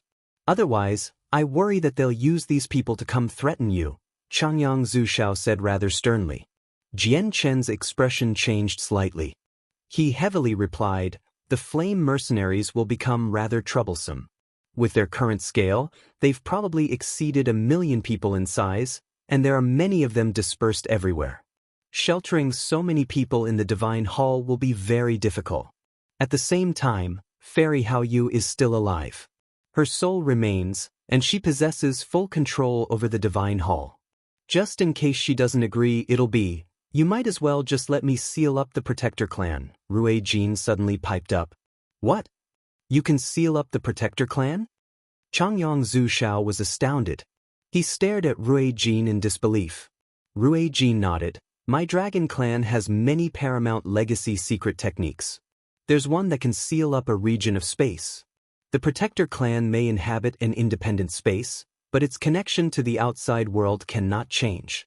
I can use the secret technique to seal up the entrance, and they can't leave like that, nor can they leak any information." "Fantastic. That way, we don't have to worry about Taita's identity being leaked. Senior Rui Jin, when will we seal up the entrance of the Changyang clan?" Jianqin said rather impatiently. "I'll need to visit Dragon's Island and retrieve some million-year dragon's saliva from the necropolis. I'll use the essence of the herbs to complete the seal, but the seal can't last for too long. It might be a century, it might be a few decades, or it might even be just a few years before it's broken through by them," said Rui Jin. "We'll drag it out if we can drag it out. Even if it's just a few years, it'll be enough." Jianqin immediately became confident. He thought about Uncle Xiao who had entered seclusion with the Empyrean Demon Orb and the Grand Elder of Mercenary City, Tianjian, again. Now that Uncle Xiao had the Empyrean Demon Orb, reaching Saint Emperor was no problem. If Tianjian consumed the Saint's fruit, reaching Saint Emperor would just be a matter of a few years. At this moment, an extremely pleasant melody rang out. It was very gentle and seemed to originate from everywhere. It made it impossible to find its origins. The moment the melody appeared, the people in the room all stopped talking. Other than Jianqin, the 4 of their souls started to shake. Their souls were actually affected by the melody. An attack of the soul. What a great method of attack, to fuse such a powerful attack into the melody, Changyang Zushao heavily commented. Attacks of the soul were the hardest to guard against. The only method would be to forcefully resist it, which was why these attacks were the most terrifying. It's that girl. Why do I feel like her strength has increased a lot since we last met her in the city of God? Hey, you asked on the bed. His voice was filled with evident surprise. Her attacks of the soul are becoming more and more powerful, Rui Jin sternly added. At the same time, he was completely confused after much thought as well. He had no idea how her strength could undergo such great changes. Why has she come? Jian Chen gently murmured before bidding farewell to them. He left the room by himself.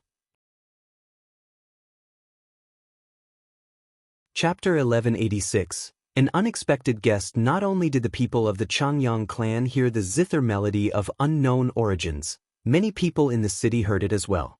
However, they were completely unaffected. It was only a pleasant tune to them.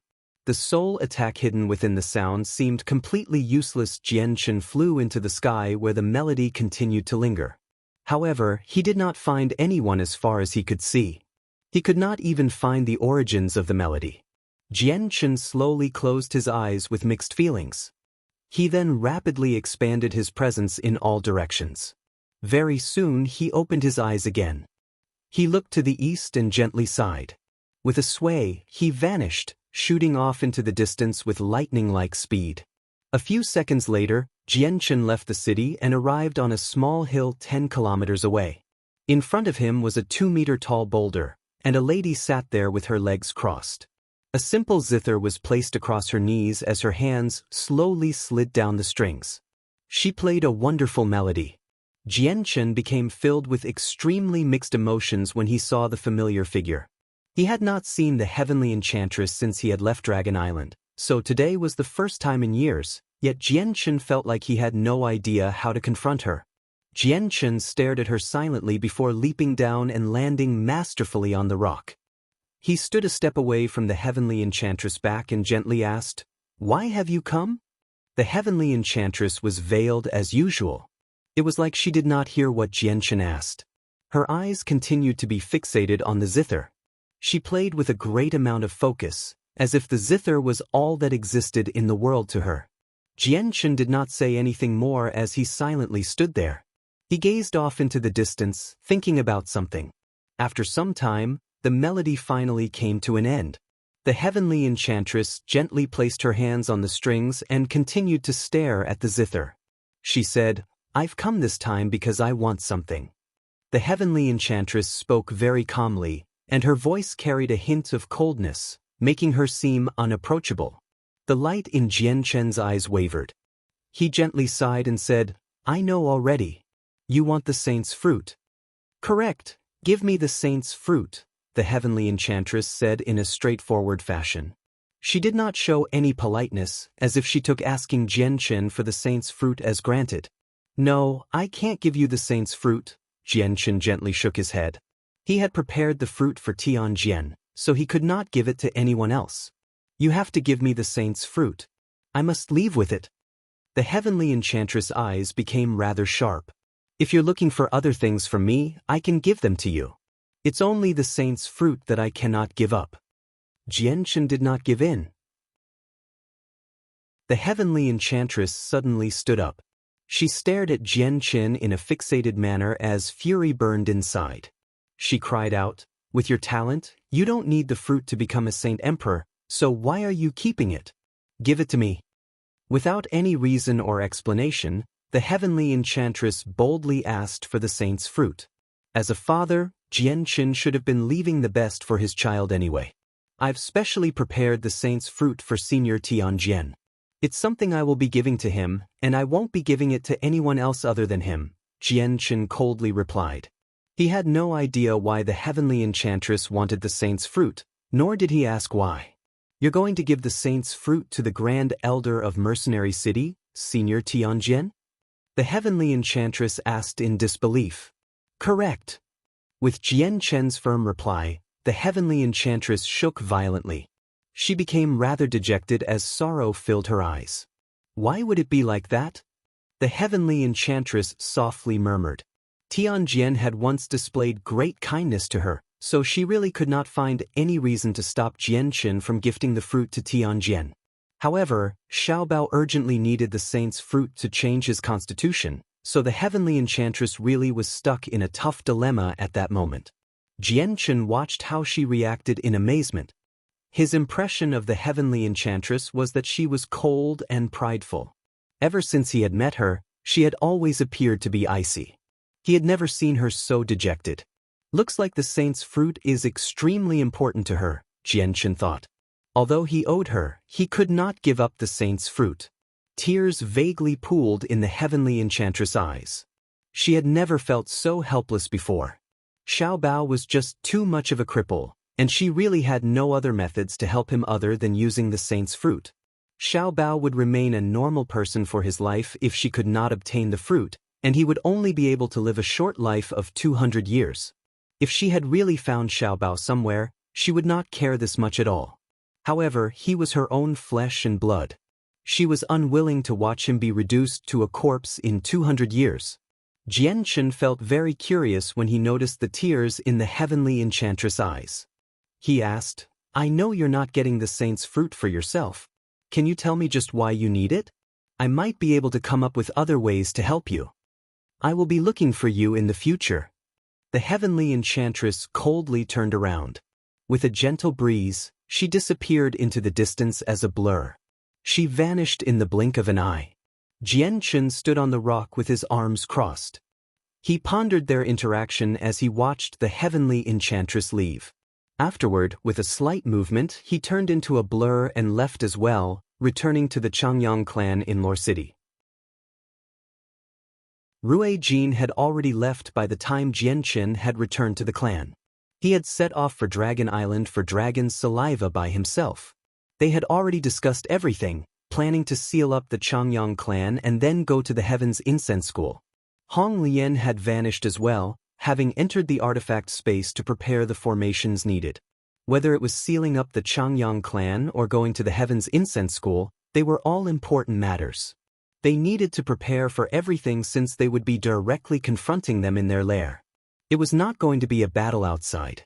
At noon, later that day, a space gate suddenly ripped open above the clan. Two old men in high spirits emerged with smiles. They radiated with powerful presences that engulfed the entire clan. They were two saint rulers. However, just as they emerged, their smiles hardened. More than 10 saint rulers had already appeared around them unknowingly. Every single one of them radiated with a much more powerful presence. "Kong'er, it's Kong'er." A delighted voice rang out. Changyang Zuyun rushed up in serendipity.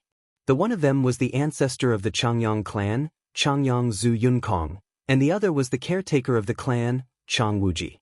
The faces of the saint rulers around them immediately became much more gentle when they heard it was Changyang Zuyun. Some of them even began to smile amicably. "So it's brother Yunkong, it's actually nephew Yunkong." All the saint rulers were members of the Zhu branch. Many of them were Changyang Zuyunkong's elders, so they all greeted him. Changyang Zuyunkong immediately became stunned when he recognized them with a single glance. Jianchen came out to welcome them personally as well. However, what delighted him the most was that Uncle Chang had finally become a saint ruler and his lifespan had been increased by 2,000 years. There was far too much that could happen in 2,000 years. His constitution could be completely changed using heavenly resources, allowing him to undergo a rebirth. Coupled with excellent conditions, he could reach another level of cultivation. Jianchen could not say that he would become a saint emperor, but he was confident that reaching Saint King would not be a problem. They all conversed a little before leaving. Changyang Zuyunkong was obviously pulled away by Changyang Zuyun while Jianchen was taken by Uncle Chang to his room. "Young master, it's really all because of these 3 beast furs that I've been able to reach Saint Ruler successfully. My talent is only SOSO, and I've reached the end of my life. If it weren't for the beast furs and help from Shaoling, I never would have been able to reach Saint Ruler. Young master, I really need to thank you." Uncle Chang gratefully thanked him before handing the 3 beast furs to Jianchen. It really was extremely difficult for him to break through to Saint Ruler this time. Jianchen accepted the beast furs. He frowned slightly and said rather unhappily, "Uncle Chang, don't ever say things like that, or I'm going to be unhappy." Uncle Chang chuckled and did not delve on the matter. He said, "Going into seclusion this time, Master and Huang Tianba have improved very rapidly. With Xiaoling's assistance, it's countless times easier for them to comprehend the mysteries of the world compared to the ordinary rate, and they don't need to worry about the lack of energy." Huang Tianba's already reached the 8th heavenly layer of Saint Ruler now. He wants to use the once-in-a-lifetime opportunity to reach Saint King in a single stroke. Uncle Chang paused there. He stared deeply outside the building and asked with a deep voice, "Young master, has something happened recently? Why have so many seniors of the Zhu branch come to the clan?" Uncle Chang was a Saint Ruler now as well. He was strong enough to take responsibility and manage things, so Jianchen did not hide the situation from him. He told him what had happened in the Protector clan, which utterly stunned him. At this moment, a guard reported outside, "Young master, caretaker, the old madam has invited the two of you to the discussion hall." The old madam referred to by the guard was obviously Changyang Zuyun. When Jianchen and Uncle Chang arrived in the hall, they just happened to hear Changyang Zuyun Kong roar out, "It's too far. They've gone too far. They really don't know shame if they can do things like this. Father, mother, from today on, let's completely break free from the Protector clan. In the future, the Protector Changyang clan has nothing to do with our Changyang clan of Lore City." Jianchen knew that Changyang Zuyun Kong had learned of the matter as well. Changyang Qingyun and the others had indeed gone overboard with what had happened in regards to the saint's fruit this time. Otherwise, this many seniors of the Zhu branch would not have followed Changyang Zhu Xiao away.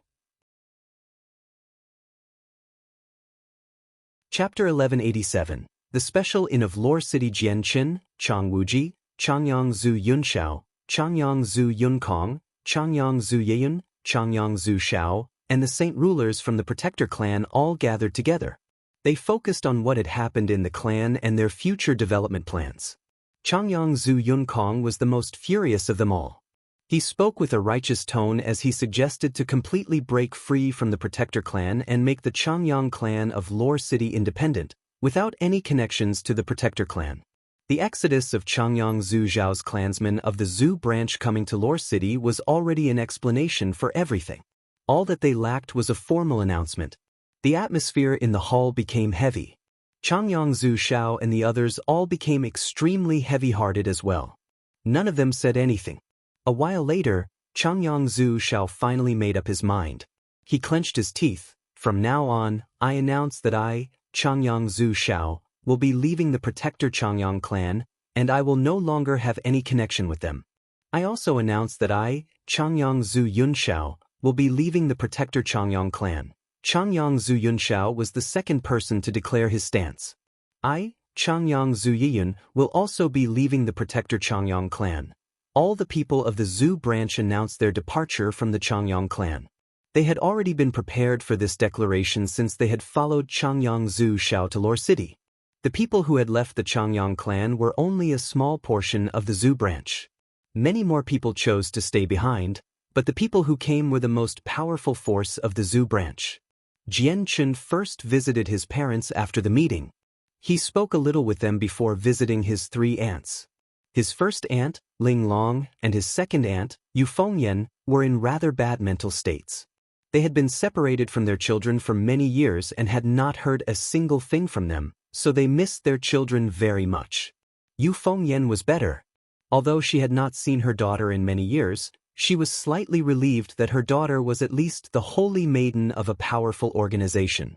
However, Ling Long was in a permanent state of alarm.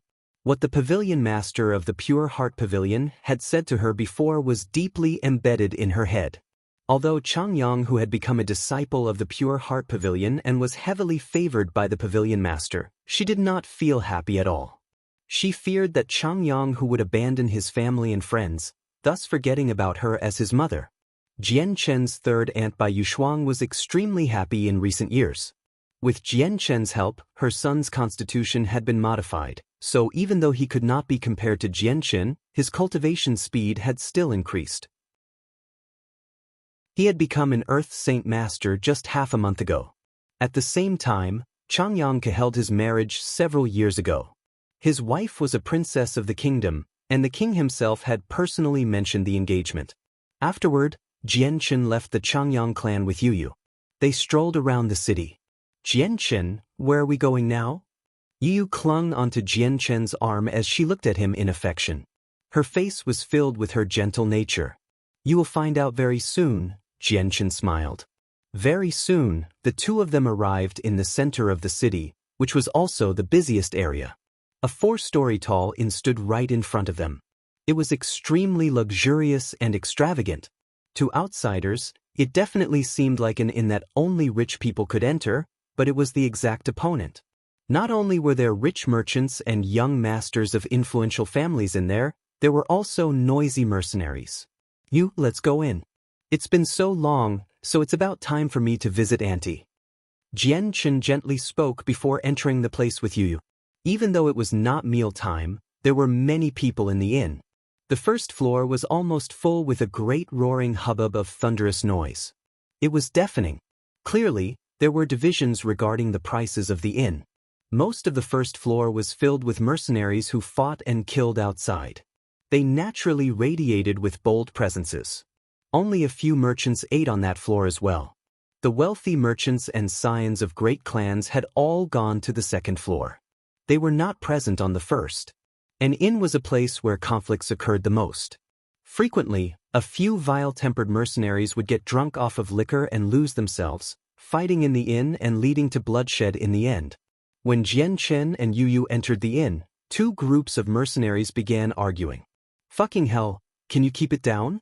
You're so noisy that it's getting in the way of my drinking. A burly mercenary with fire-red hair furiously slammed the jug of liquor in his hand onto the table. He roared at some mercenaries who were talking loudly. The hubbub in the inn immediately disappeared. Everyone focused their attention on the red-haired mercenary. The table which he had yelled out fell silent as well. There were a total of 4 people there, and every single one of them were flushed from drinking.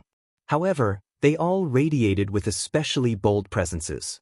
This was something that only people who had experienced a slaughter would possess. Clearly, the 4 of them had gone through a trial of blood before. They were ferocious people who were frequently engaged in brutal battles. Bang! One of the 4 people heavily slammed the table and a powerful force turned it into pieces. He glared at the mercenary and coldly said, "How dare you speak to us Baoxiong brothers like that? Do you find your lifespan too long? We cannot forgive this person for speaking to us like that. Let's take his life as an apology," one of the 4 people called out. His temperament was unnecessarily volatile as well. He had already condensed his saint weapon, which was a huge axe. The red-haired mercenary snickered. "I really wonder if you know how to spell death for speaking to me like that." As he said that, he clenched his hand and vast amounts of fire-attributed saint force immediately gushed out, quickly condensing into a huge, fire-red sword. Earth Saint Master. And he can actually control fire-attributed saint force, the element with the greatest offensive capabilities of the 6.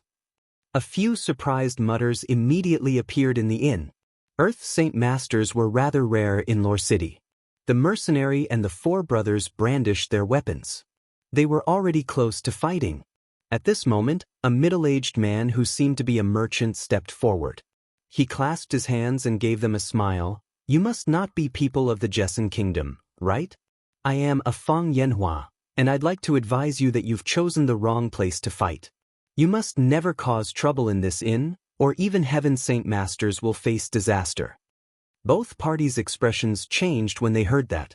Heaven Saint Masters were peak-level experts in their eyes. There were only around 10 of these powerful experts even with the entire kingdom in perspective. Of course, that was ignoring the hidden power of the Changyang clan.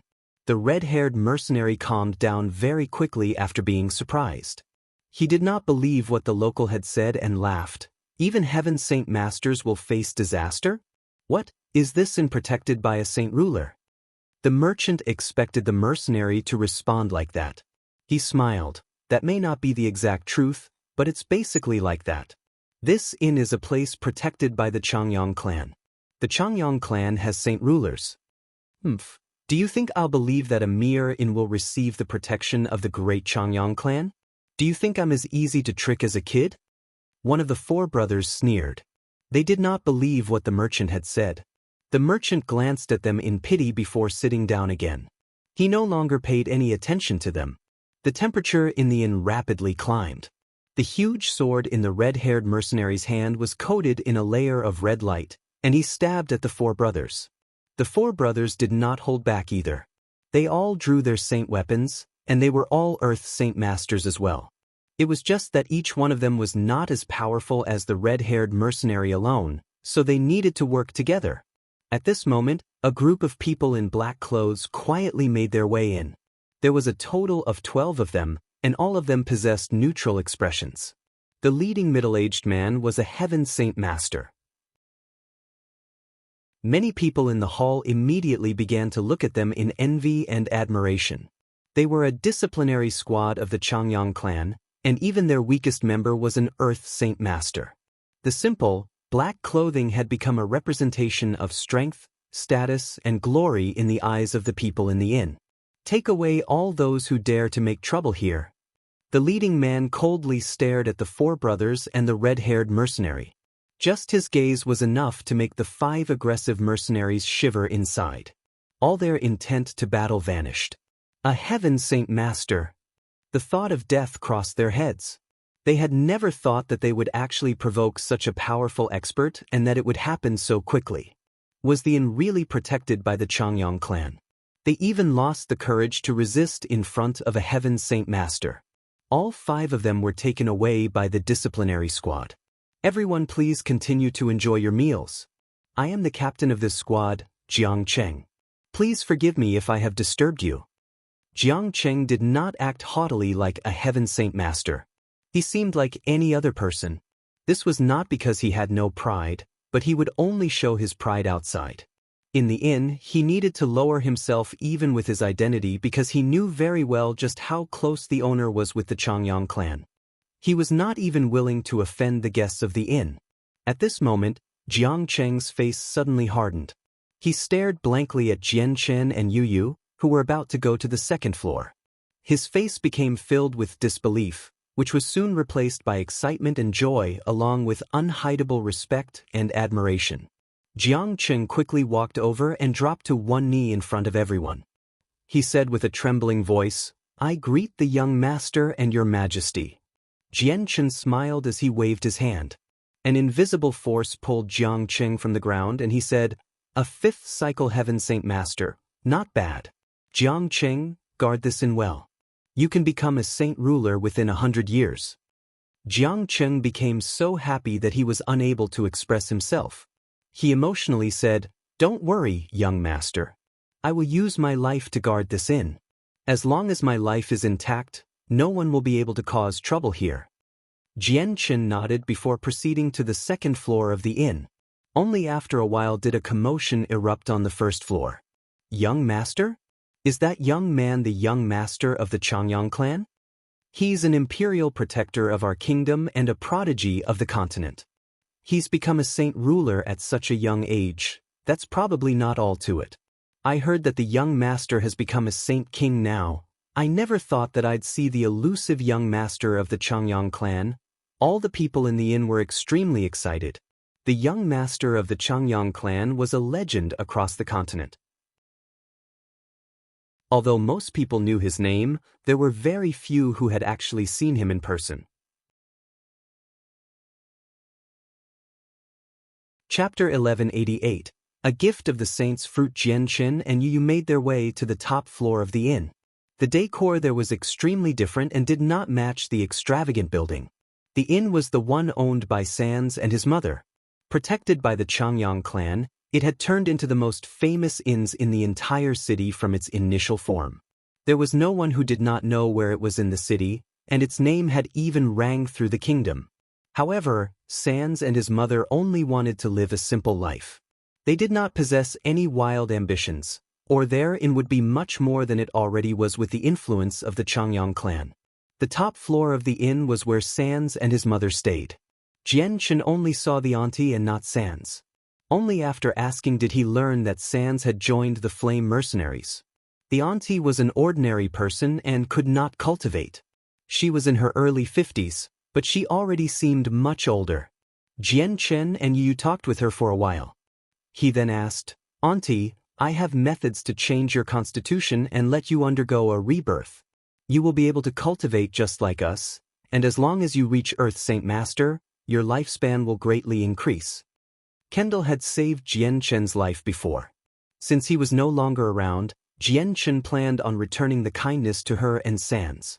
As a result, Jian Chen was considerate down to the tiniest detail when dealing with the two of them. If other people had heard what Jian Chen had said, they would definitely be ravished with joy. On the continent that advocated power, there was no one who did not wish to become powerful, as power represented status, glory, and wealth.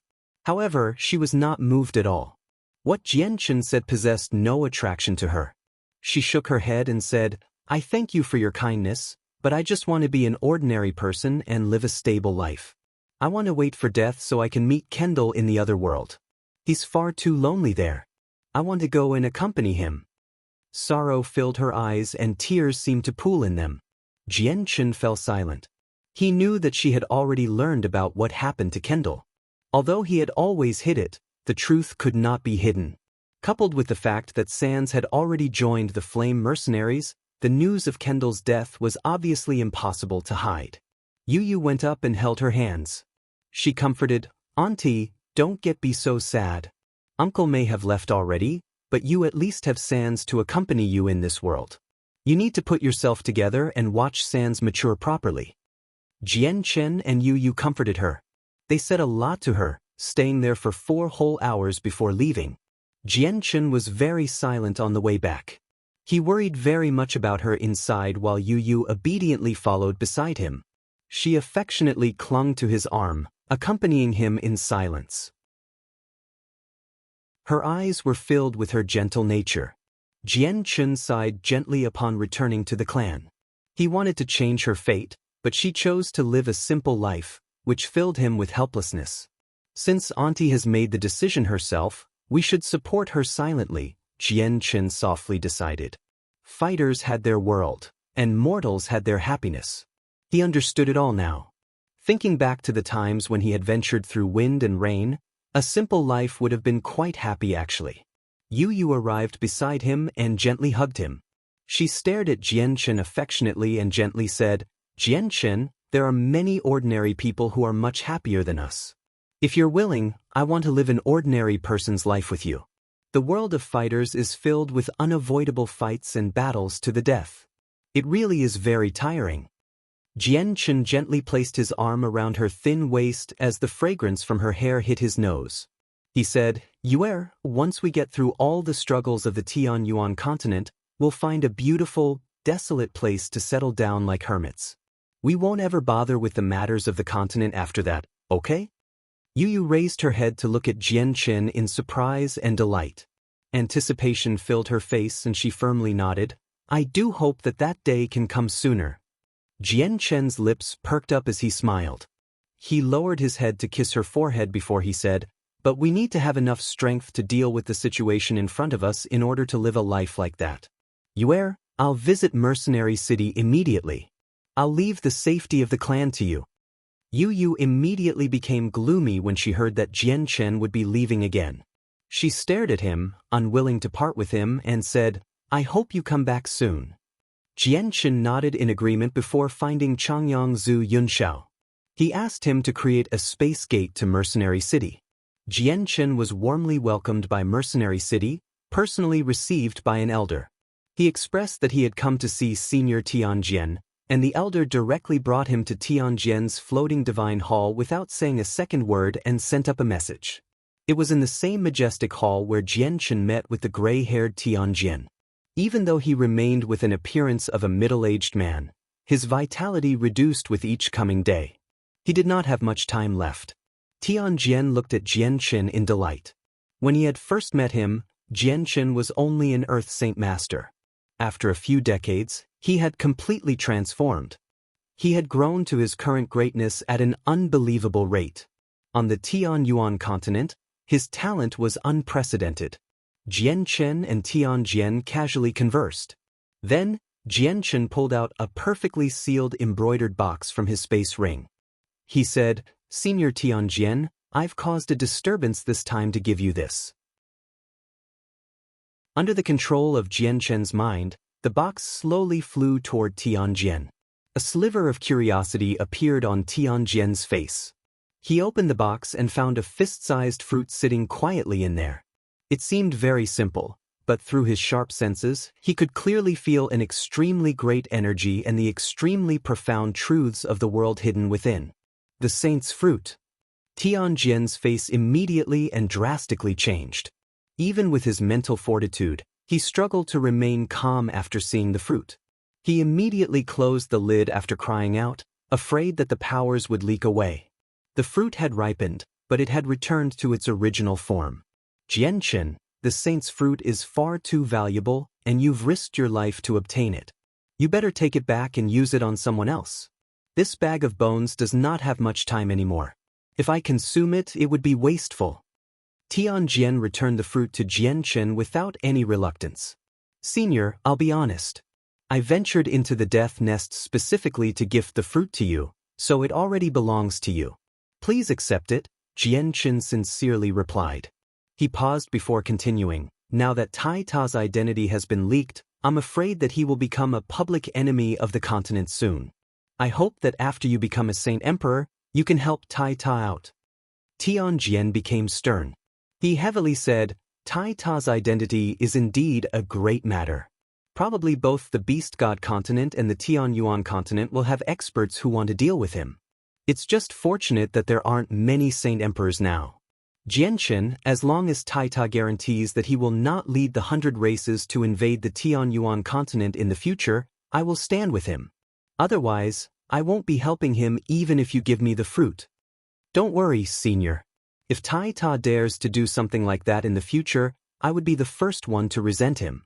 At that time, I will stand with the Tianyuan continent. I swear to protect the lands of us humans, Jianchen sternly swore. Actually, he had no idea just how Tai Ta would turn out in the future.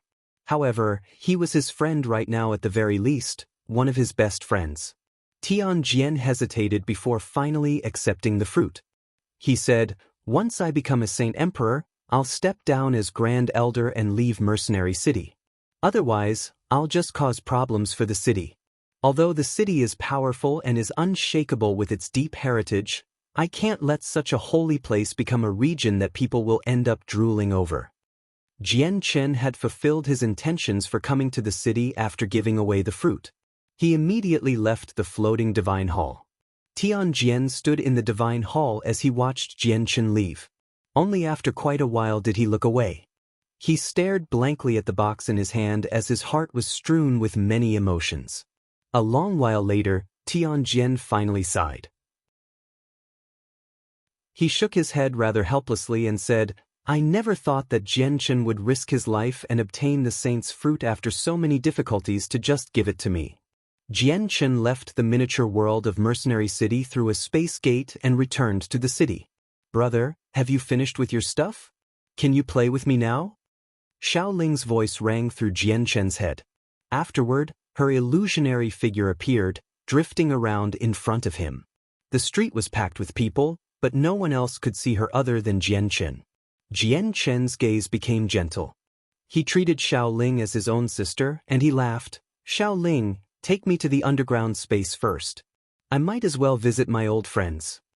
Xiaoling happily agreed. Jianchen immediately felt an invisible but irresistibly powerful force surround him. Afterward, the space in front of him blackened. He had already vanished from the street, which did not grab anyone's attention. Xiaoling floated around Jianchen in the underground space. She was extremely happy and she proudly said, Big brother, with my assistance, your friend's strength has increased very quickly. You can't forget what I've done. Xiaoling looked around and a cunning light flashed through his eyes. She made her way in front of Jianchen for mystery's reasons and mischievously said, Big brother, I want a reward. I've helped you so much, so you have to reward me. Chapter 1189. The Innate Chaotic Body. 1. Jianchen chuckled. He looked at how cute and innocent Xiaoling was and affectionately asked, Then Xiaoling, how do you want me to reward you? The reward I want is for Big Brother to come visit me often in the future, Xiaoling giggled. Alright, no problem. I will come visit you often when I have the time. Is that okay? Jianchen laughed. Awesome, Big Brother. Don't go back on your word.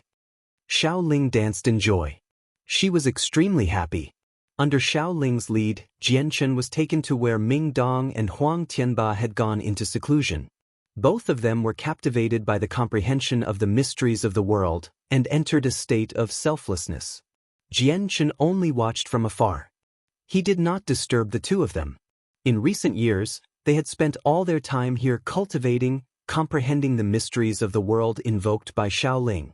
They were comprehending them from an extremely clear perspective, allowing them to understand the profound truths of the world better. This was countless times easier compared to when they were alone, searching within the layers of mist, so the rate at which they cultivated was shocking. Huang Tianba has already reached the 8th heavenly layer now.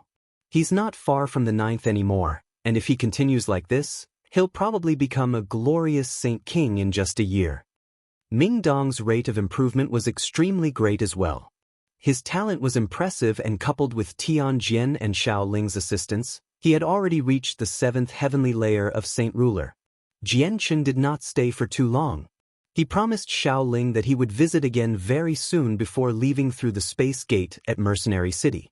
Xiaoling looked in the direction Jianchen had vanished off to in reminiscence.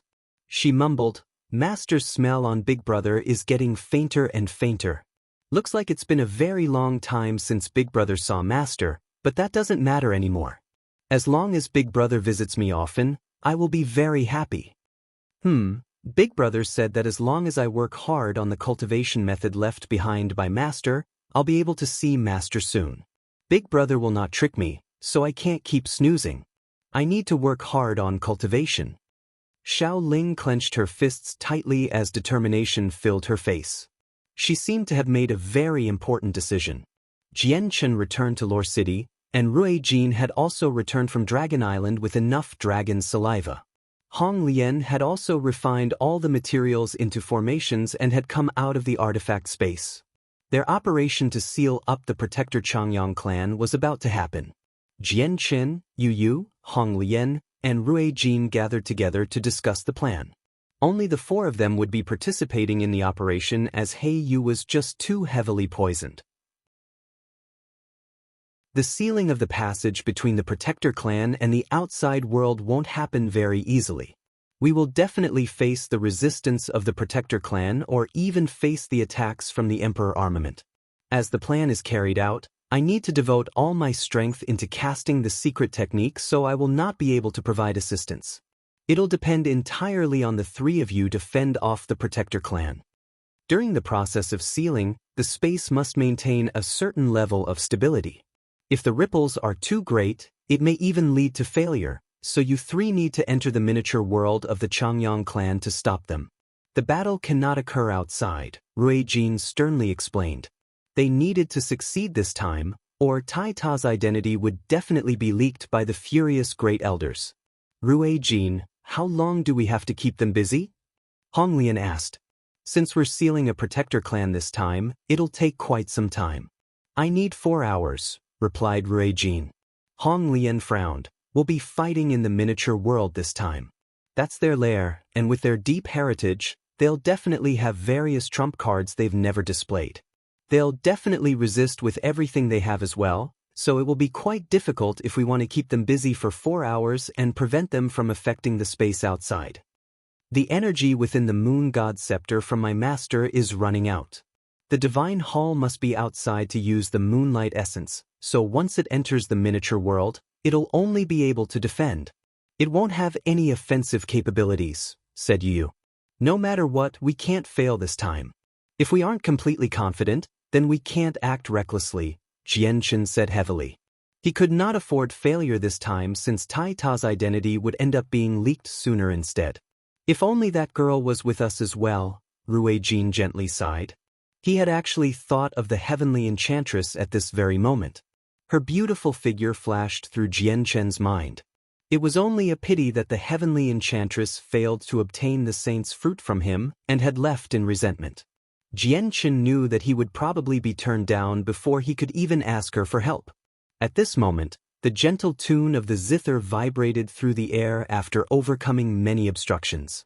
It was gentle and seemed to contain an endless amount of charm, able to silently impact the souls of people. Jian Chen, Rui Jin, Hong Lian, and the others all focused their attention when they heard the sound. She sure has come at the right time. Jian Chen, whether or not we can successfully seal up the Protector clan will depend on you. Go and have a good talk with her. It'll be much easier if we have her assistance. Rui Jin chuckled as he subconsciously glanced over Yu. An odd light flashed through Yu's eyes. She blinked a few times but remained silent. However, she looked at Jian Chen. Jian Chen had not expected the heavenly enchantress to come at this time. He said to Yu, I'll be right back. With that he left. Jian Chen could not sense the heavenly enchantress' presence, nor could he identify where the melody came from. All he could do was expand his presence to find her. A while later, Jian Chen retracted his presence and shot into the sky. He vanished into a thick layers of clouds in the blink of an eye. In the sea of clouds, the wind whistled in an ear-piercing fashion. Jian Chen walked through the clouds as his robes and hair were buffeted by the wind. The heavenly enchantress stood in the clouds. A veil covered her face, obscuring her appearance like before, but the zither of the demonic cry was no longer in her hands. Next to her stood a young, white, and chubby boy. She held onto his hand as invisible world force wrapped around him, obstructing the whistling gale. Jian Chen instinctively looked at the boy and his body immediately jerked. He was no longer able to shift his focus. The chaotic Naiden within his dantian, which had always sat silently, began to violently tremble. Strands of chaotic force surged out, rampaging through his body uncontrollably. CSG now has a Patreon set up where you can read up to 35 chapters ahead. Chapter 1190, The Innate Chaotic Body, 2. The boy stared at Jian Chen in complete curiosity with his naive and innocent eyes. His white, chubby face became flushed very quickly and his body temperature skyrocketed. The heavenly enchantress was holding on to Xiao Bao's hand. She discovered that his hand had become boiling hot, so she immediately began to panic. She asked in concern, Xiao Bao, why have you become so warm? It's so hot, Xiao Bao said uncomfortably. His face had become completely flushed while his body temperature continued to skyrocket, quickly reaching a point that ordinary people could not endure. However, Xiao Bao was not in any pain other than being in discomfort. The heavenly enchantress quickly dropped down and touched Xiao Bao all over in a panic. To her surprise, Xiao Bao was boiling hot all over, as if he had become a flaming hot searing iron. Why would this happen? Why would Xiao Bao suddenly become so warm for no reason? The heavenly enchantress became more and more flustered inside. Xiao Bao's temperature had already reached an unbelievable level. If he was an ordinary person, he probably would have passed away long ago. Jian Chen's face also became rather red. Not only did the chaotic Naiden in his dantian lose control when he caught sight of Xiao Bao, even his blood began to flow faster. If the normal flow rate of his blood was like someone walking, it had turned into an uncontrollable horse right now. It quickly flowed within him in an extremely violent fashion. Surprise filled Jian Chen's face. He had no idea why this would suddenly happen. He too could not come up with an answer after thinking very much. It was the first time something like this had happened since he had begun cultivating the chaotic body. Vaguely, Jian Chen seemed to feel that he resonated with the boy in front of him in a certain sense. The two of them were drawn together. It was not just an attraction of chaotic force, but the attraction of a much deeper bloodline. Suddenly, Jian Chen seemed to think of something. He stared at the bright red Xiao Bao in shock, and he could not help but begin to gently tremble. Excitement and disbelief filled his eyes. Jian Chen made his way through the clouds and slowly arrived by Xiao Bao's side. He crouched down and gently rubbed Xiao Bao's head. He asked, "Child, what's your name?" Xiao Bao suddenly felt much better as Jian Chen slowly rubbed his head. Although he still felt like he was on fire, which was very uncomfortable, he did not continue to get hotter. Xiao Bao stared unblinkingly at Jian Chen's well-defined, handsome face and instinctively answered, "I'm called Xiao Bao." As soon as he said that, the heavenly enchantress pushed Jian Chen away. She stared at him furiously and said, "Don't touch Xiao Bao. Stay away from him." Xiao Bao. Xiao Bao. Jian Chen became rather absent-minded as he mumbled Xiao Bao's name. His heart beat violently and his gaze toward Xiao Bao was now filled with a gentleness that had never appeared before. "He's my child, right? He's my son," Jian Chen asked with a trembling voice. He did not need the heavenly enchantress' reply since he could sense it through his bloodline.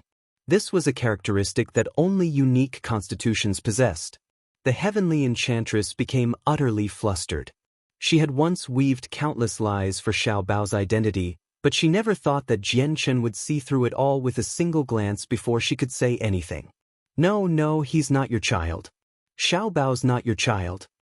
The heavenly enchantress lost her usual composure and pulled Xiao Bao behind her in a flustered manner. Xiao Bao's identity had always been her greatest secret, yet it had been revealed today, and it had been revealed to the person that she did not want to know about it the most. It completely unnerved her. However, Jian Chen already knew the answer from her vehement denial and response. He felt extremely mixed feelings at that moment in time. Xiao Bao stuck his head out from behind the heavenly enchantress and looked at Jian Chen in curiosity. He asked with a clear voice, "Are you my dad?" "No, Xiao Bao, he's not your dad," the heavenly enchantress followed up quickly. Her eyes gradually became misty, and she immediately used her hands to cover Xiao Bao's eyes, preventing him from seeing Jian Chen. "Mum, you're lying. I can feel that he's my dad." Xiao Bao tried very hard to peel away the heavenly enchantress' hands from his eyes, but how could the heavenly enchantress let him? She pressed down harder and harder, but she did it very gently in fear that she would harm him. "Mum, I want to see Dad. I want to see," Xiao Bao yelled and began to use everything he had. Immediately, a faint layer of gray gas appeared from his hand.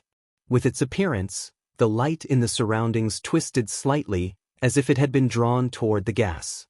Looking closely, it could even cause the wrong impression. The gray gas seemed to contain the various colors of the world, and almost any color of the world could appear within it, but it contained all of them. However, all the colors seemed to disappear again the next moment while the faint grayness now seemed ordinary. Xiao Bao's power also increased at an extraordinary rate with the appearance of the gray gas. He pulled off the heavenly enchantress' hands in one stroke, which stunned her. Jian Chen became rather stunned as well. He stared blankly at the rapidly vanishing gas around Xiao Bao's hands as his heart began to churn. Chaotic force. This is chaotic force. How is this possible? Jian Chen became extremely shocked. He struggled to believe what he had just seen. Thinking back to when he had first started cultivating the chaotic body, he completely relied on the sword spirits and still needed to endure excruciating pain. In no way was it easy, yet Xiao Bao was clearly a child, but he could control chaotic force. It was impossible for him to not be shocked. This was because only Jian Chen knew just how rare the chaotic body was. Even in the age that the sword spirits had come from, it was still almost non-existent. Suddenly, two streaks of light, one azure and one violet, appeared above Jian Chen's head. They quickly condensed into a boy and girl. The boy was handsome while the girl was pretty. Standing together, they seemed like a match made in heaven. The sword spirits had appeared after so long, and their forms seemed to be even more solid than before. The sword spirits looked at Xiao Bao, and their eyes became filled with serendipity. The innate chaotic body. An innate chaotic body has actually appeared here, Ziying could not help but cry out. His face was filled with excitement. Qing Suwa also clenched her hands. She stared at Xiao Bao without blinking at all, and she was extremely excited as well.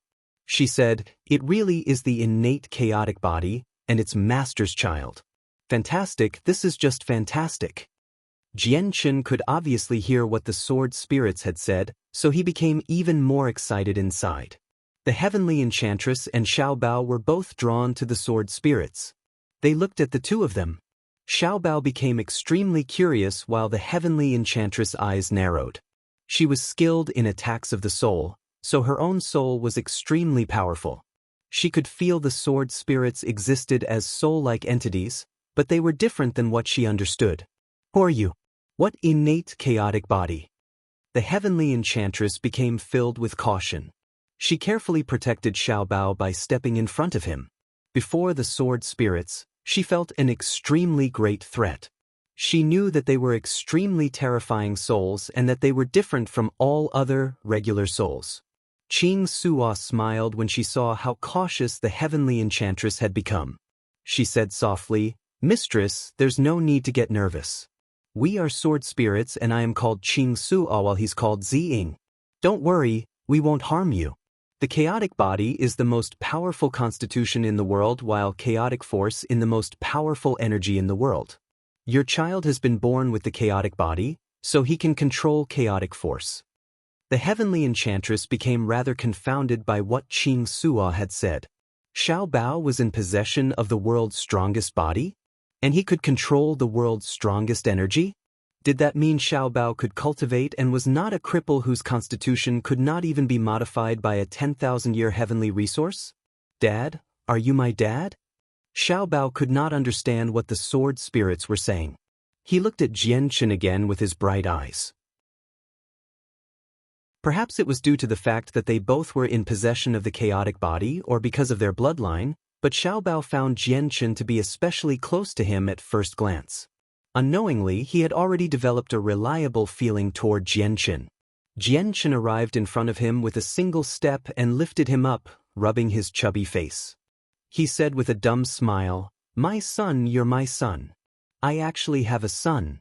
The heavenly enchantress had become stunned by what the sword spirits had said, so she did not respond for some time.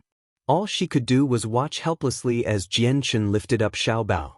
Although she did not want it to happen, she cared more about what Qing Suo had said. Was there any mother who did not want their son to have an impressive future? "Dad, Mum said that I have no dad." Mum lied. "I do have a dad," Xiao Bao said loudly in Jianchen's bosom before turning to the heavenly enchantress. He asked in confusion, "Mum, I clearly have a dad, so why have you always told me I don't?" Mum lied. Xiao Bao was not very old, but he was extremely clever. At that moment, the heavenly enchantress actually felt that facing Xiao Bao's innocent gaze was rather daunting. Her expression became mixed. Everything that occurred here was already beyond her control. The union of father and son had already become an unchangeable fact. Even if she wanted to deny Xiao Bao's identity, it would not work. Sucking in a deep breath, the heavenly enchantress slowly calmed herself down. Very soon she recovered her usual coldness and turned around, so her back now faced Jianchen. Her hair danced in the incoming wind as she said, "Xiao Bao could never cultivate before. It did not even work when I used a 10,000-year heavenly resource. Since you know that Xiao Bao is in possession of the chaotic body, you should be able to deal with his problem." Jianchen turned to Ziying and Qing Suo. Only the two of them could give a clear and definite explanation on such a deep topic. CSG now has a Patreon set up where you can read up to 35 chapters ahead.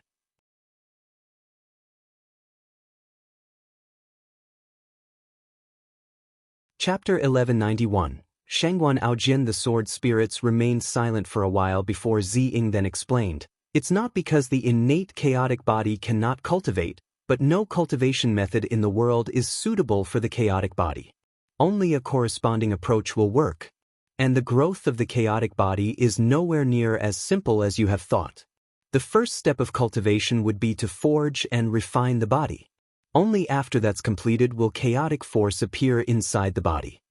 Was that gray energy that appeared on Xiao Bao's hands before chaotic force? The heavenly enchantress stared at Ziying without blinking. At that moment, she dedicated all her attention to Xiao Bao. She wanted to learn the mysteries of Xiao Bao's chaotic body as soon as possible. However, she could not help but think of Jianchen when she thought about the gray energy that had appeared before. She had once seen the power controlled by Jianchen, and her sharp senses picked up that the gray gas was extremely similar to the power used by Jianchen. It was just that Xiao Bao's power lacked a presence of destruction. Correct. That's chaotic force, but it's only chaotic force hidden within him to refine his body. Since Xiaobao became excited just then, he subconsciously activated it. However, Xiaobao's chaotic body has not been fully forged, so all the energy he absorbs will fuse into his flesh and forge his body on its own. Only once the step has been completed will chaotic force appear within the Dantian, and he will be able to cultivate, Ziying explained in detail. The heavenly enchantress sank into her thoughts. She mumbled, "Looks like it's not that the heavenly resource was useless to Xiaobao, but it was not enough to fulfill what he needed." The chaotic force is a power that belongs to the apex of the cosmos. Forging a single strand of the power will require vast quantities of energy. Let alone a single 10,000-year heavenly resource, even 10 won't be enough, because Xiaobao's chaotic body has not even progressed to a tenth of the forging from my observations. Such a weak body cannot withstand the rampage of chaotic force, Qing Suo seriously explained. She and Ziying were both sword spirits, but they had existed for an extremely lengthy amount of time. They had seen people with the chaotic bodies many times, so they possessed an extremely clear understanding regarding the strongest body of the world. Sigh, Ziying suddenly exhaled. His gaze toward Xiaobao became rather melancholy as he said, "I can't even remember how long it's been since the innate chaotic body has appeared. From what I can remember, even in our world, the innate chaotic body only appeared 3 times since most chaotic bodies were acquired. It's just the energy of the world here is far too thin. It's already extremely difficult to accommodate Master's chaotic body. Now with an innate chaotic body, the resources are nowhere near enough, and the further he progresses, the energy he needs will become even more tremendous." The heavenly enchantress became stunned and she slightly frowned. From what Ziying had said, she could already tell that it would probably be extremely difficult for Xiaobao to increase his strength in the future. Things you'll sort themselves out. Ziying, Qing Suo, I will obviously find a way to find the energy Xiaobao needs in the future to increase his strength. The most important matter right now is for Xiaobao to finish forging his body, said Jianqin. He paused and sank into thought before continuing, Ziying, Qing Suo, Xiaobao is in possession of the chaotic body just like me. Can I use my own chaotic body to help him forge his body? No, Ziying declined without a second thought. He sternly explained, Master, Xiaobao may be in possession of the innate chaotic body, but in terms of strength, his body has not reached the appropriate toughness. He can't endure the chaotic force of the 3rd layer. Looks like I can only use heavenly resources, Jianqin regretfully replied. Just the resources required to elevate the chaotic body from the 1st layer to the 3rd layer were terrifying, while the energy required to reach the 4th layer was even more terrifying. Jianqin could already imagine just how difficult it would become for Xiaobao to increase his strength. To the sword spirits, 2 chaotic bodies appearing at the same time was a grievous matter in this world that lacked energy. Jianqin calmed down and looked at Xiaobao in his arms. He said, Xiaobao, the name your mother gave you is not great. Do you want your father to give you another one? Okay. Xiaobao did not feel conflicted at all and agreed in straightforward manner. Then let me think what name I should give you. Jianqin furrowed his brows as he thought seriously. The heavenly enchantress' eyes grew cold and she took Xiaobao back in one stroke. She said, You don't need to worry about that. I've already given Xiaobao a name. He will be called Shangguan Bao. Shangguan Bao? Why the surname Shangguan? Jianqin asked in uncertainty. The heavenly enchantress coldly replied, I will never let you change Xiaobao's surname to Changyang. Jianqin pondered a little and replied in a serious tone, I never planned on changing his surname to Changyang, but the surname Jian does not sound great either. Oh well, I'll go with your suggestion. Xiaobao's surname will be Shangguan, but I need to change his given name. Jianqin and the heavenly enchantress became embroiled in an intense argument over Xiaobao's given name, but it was finally agreed on in the end, Shangguan Aojian. Xiaobao seemed rather happy with the name as well, so he constantly let out his excitement in a happy tone in the heavenly enchantress' arms. Afterward, Jianqin pulled out 20 10,000-year heavenly resources and gave them to the heavenly enchantress so Xiaobao could establish a foundation in cultivation. Most of the heavenly resources were found on Dragon Island by the White Tiger. Now that the tiger had reached Class 7, the heavenly resources were insignificant to him, so using them on Xiaobao was more suitable. At this moment, Jian Chen sternly made a request as he stared at the heavenly enchantress. "I have something else I wish you can help me with. My good friend Tai Ta is the war god of the 100 races. His identity has been discovered by the protector Changyang clan, and the great elder Changyang Qingyun wants me to give him the saint's fruit, or he'll announce Tai Ta's identity. At that time, the experts from both the Tian Yuan continent and the beast god continent will come looking for trouble with us. In order to keep Tai Ta's identity a secret, I have decided, along with Senior Rui Jin and the others, to seal up the passage between the Changyang clan and the outside world. However, it will be rather difficult for us to accomplish that task with our current strength, so I hope you can assist me. Deal with the problems you caused yourself," the heavenly enchantress replied rather ruthlessly before turning to the sword spirits. She said, "I hope you can pass on a suitable method of cultivation to Xiaobao." Ziying did not hesitate at all. After all, this was Jian Chen's child, so he extended a finger toward him. A violet light flashed out and disappeared into the center of Xiaobao's eyebrows. Xiaobao's head dropped, and he immediately fell asleep in the heavenly enchantress' arms. The heavenly enchantress glanced at Xiaobao gently. Now that her reasons for coming had been fulfilled, she no longer had any need to stay. She shot off into the distance as a streak of light with Xiaobao, disappearing into the horizon very quickly. Jian Chen sighed at the sky as the heavenly enchantress departed. He felt both joy and worry. He was joyous over the fact that he suddenly had a son, but he worried over the fact that the heavenly enchantress had declined to assist them in dealing with the Changyang clan. The pressure they would be under in carrying out the operations had increased a lot. "Before Tai Ta's matter has been dealt with, I can't expose that I have a son, or it'll probably bring a lot of problems to Xiaobao. Even the heavenly enchantress might get dragged into all of this," Jian Chen thought. He knew that if he did not hand over Tai Ta out of his own accord after his identity was leaked, the experts of the Tian Yuan continent and Beast God continent would use everything they had to target his family and his friends, the people close to him in particular. As a result, he could not let too many people know about Xiaobao. "I never thought that the person who benefited from absorbing the supreme yin qi and supreme yang qi from the yin-yang saint rock would be her," Qing Suo murmured to herself as an odd light filled her eyes. Ziying murmured as well. He said, "The mother of the innate chaotic body will be blessed by the heavens. Since she has given birth to someone in possession of the chaotic body, she will receive endless benefits as well. Not only will her strength rapidly increase, her potential is unlimited. If she continues down the path of cultivation, she'll definitely become an immortal emperor at the very least, and she'll be the strongest one among all the immortal emperors." Jian Chen returned to the Changyang clan and did not tell anyone about Xiaobao. However, Rui Jin obviously became extremely regretful when he learned that the heavenly enchantress had declined to assist them. "We can't drag it out any longer. We've already completed the preparations, so let's set off as soon as possible," Rui Jin decided in a heavy voice. They had already made thorough preparations for what they were about to do next. Afterward, Jian Chen, Rui Jin, Hong Lian, and Yu set off for the Protector clan together. The Bright Moon Divine Hall floating above the city was taken back by Yu. The Bright Moon Divine Hall would be their greatest defense while dealing with the Changyang clan this time. A large number of magical beasts dwelled in an ancient, desolate mountain range that was extremely far away from Lore City.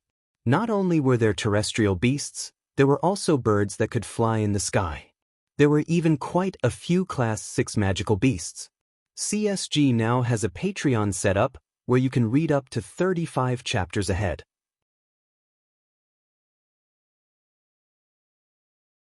Chapter 1192, Sealing the Changyang Clan. 1. Deep growls and elated cries would reverberate from the quiet mountain range from time to time. There would even be a few magical beasts hunting. Their intense fights created loud roars and chilling cries that rang out far and wide, scaring all the weaker magical beasts back to their dens. Large group of Class 2 and 3 vultures flew through the air in a circle over a certain area. They constantly scanned across the landscape with their merciless eyes. As soon as they found a suitable target, the entire flock would move and devour the magical beasts. Although the vultures were not powerful by themselves, they had the advantage of numbers.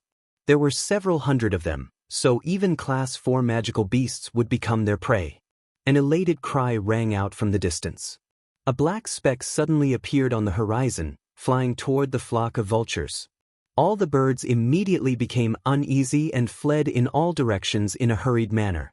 They seemed to have encountered something terrifying, scaring them all.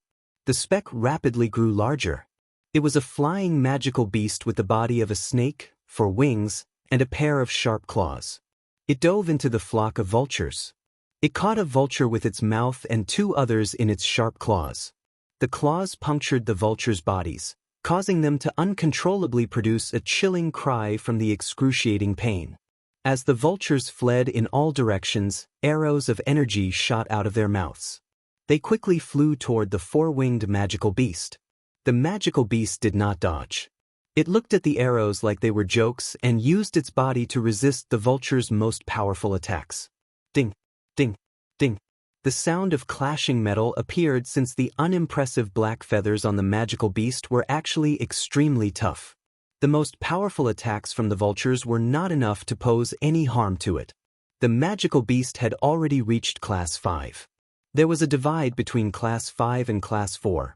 The several hundred Class 2 and 3 vultures could indeed kill Class 4 magical beasts without much difficulty, but they could do nothing to one that was Class 5. The 4-winged magical beast flapped its wings. It charged toward the other vultures as a black streak of light. It still held a vulture in its mouth, and the 2 within its claws struggled violently. It spread its wings wide and all the vultures were cleaved in half as soon as they came in contact with the steel-like wings. Blood dyed the air. In just a few seconds, over 20 vultures had died to the 4-winged magical beast, yet it also stopped its hunt at this moment as well. It glanced coldly and viciously at the vultures that fled into the distance as a human-like sliver of disdain appeared in its eyes. The magical beast seemed to sense something. A gleam of light flashed through its human-like eyes as it raised its head to look up. Afterward, it suddenly began to plummet with a flap of its wings, disappearing into the thicket underneath. The space several hundred meters up suddenly began to twist violently before it was ripped open. A colorful space gate stabilized in just a few seconds and Rui Jin, Hong Lian, Jian Chen, and Yu Yu emerged in order. The space gate also rapidly disappeared after they had appeared, and the space there returned to how it had been before. Rui Jin, Hong Lian, Yu Yu, and Jian Chen all looked ahead. The world gate connecting the Protector Changyang clan to the outside world was hidden 100 meters in front of them. The world gate was hidden extremely well, making it impossible for anyone to notice any signs of it. However, the disadvantage of a world gate was that its location could not be moved. Rui Jin seemed to sense something at this moment. A weird light appeared in his eyes, and he turned to the thicket beneath him. His ordinary gaze pierced through the vegetation and clearly saw what was hidden beneath. I never thought that I'd find a winged dragon here. It contains a sliver of the dragon clan's bloodline, Rui Jin said in surprise. To him, this was a complete surprise. The thicket beneath began to shake slightly and the 4-winged magical beast slowly flew out. It was very intelligent, so it did not keep hiding after learning that Rui Jin had discovered it. The 4-winged magical beast did not move quickly. It kept its head very low and steadily made its way in front of Rui Jin. It behaved like a servant and its sharp gaze had completely disappeared now. It was now replaced by respect. The 4-winged magical beast was a winged dragon that possessed a sliver of the dragon clan's bloodline. Although it was not pure, it could still be considered a close relative of the dragons, which was why it possessed such a sensitivity toward the bloodline of dragon kings. Now that the dragon clan had disappeared, Rui Jin immediately felt especially close to the winged dragon. He asked, "Are there more dragons other than you?" The winged dragon immediately shook its head and produced several deep growls after listening to what Rui Jin said. Rui Jin gently sighed and a sliver of despair appeared in his eyes. Afterward, he said to the winged dragon, "A great battle is about to erupt here. Leave immediately so you don't get harmed by the shockwaves. The winged dragon bid farewell to Rui Jin courteously before leaving. With a flap of its wings, it immediately turned into a blur and shot off into the distance. It moved extremely quick. After the winged dragon's departure, Rui Jin's gaze returned to where the world gate of the Changyang clan was. He heavily said, "I'll use the absolute secret technique of the Dragon Clan to seal up this region of space immediately. Be prepared. As I seal it, there will be great ripples of energy that will definitely raise the attention of the people in the clan.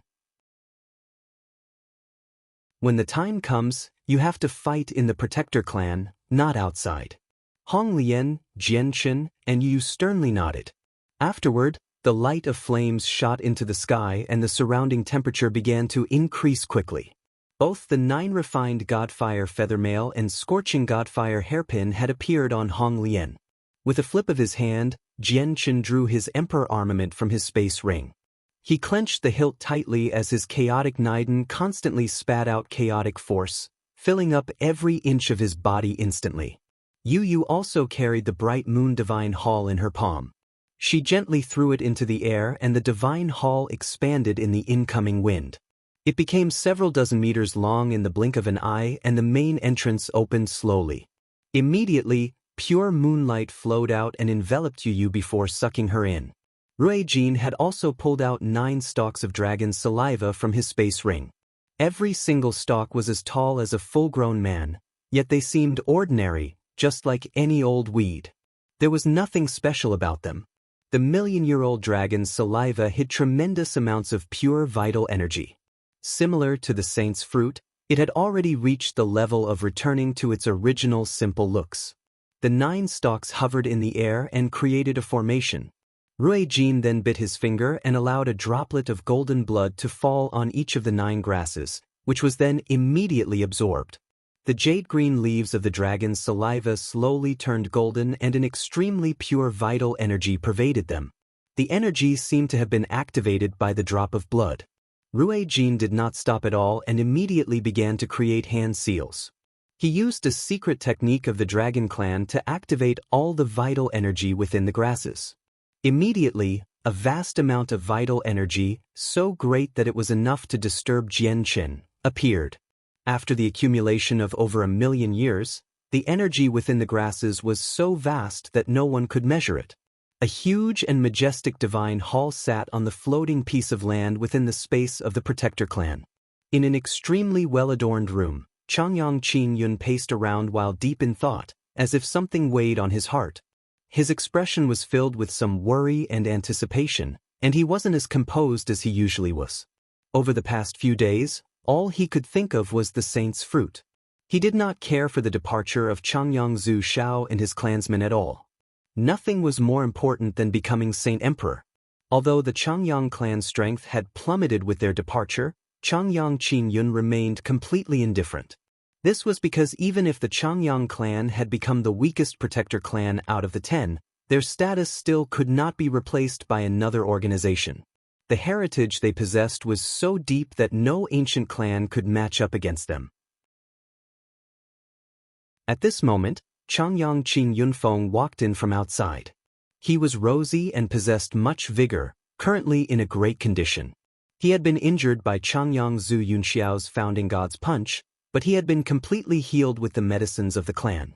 "Qin Yun, do you think Jianchen will give up the saint's fruit on of his own accord for the war god of the 100 races?" Changyang Qin Yunfeng asked. Changyang Qin Yun thought in silence and responded soon afterward. "Over the past few days, I've specifically investigated Jianchen.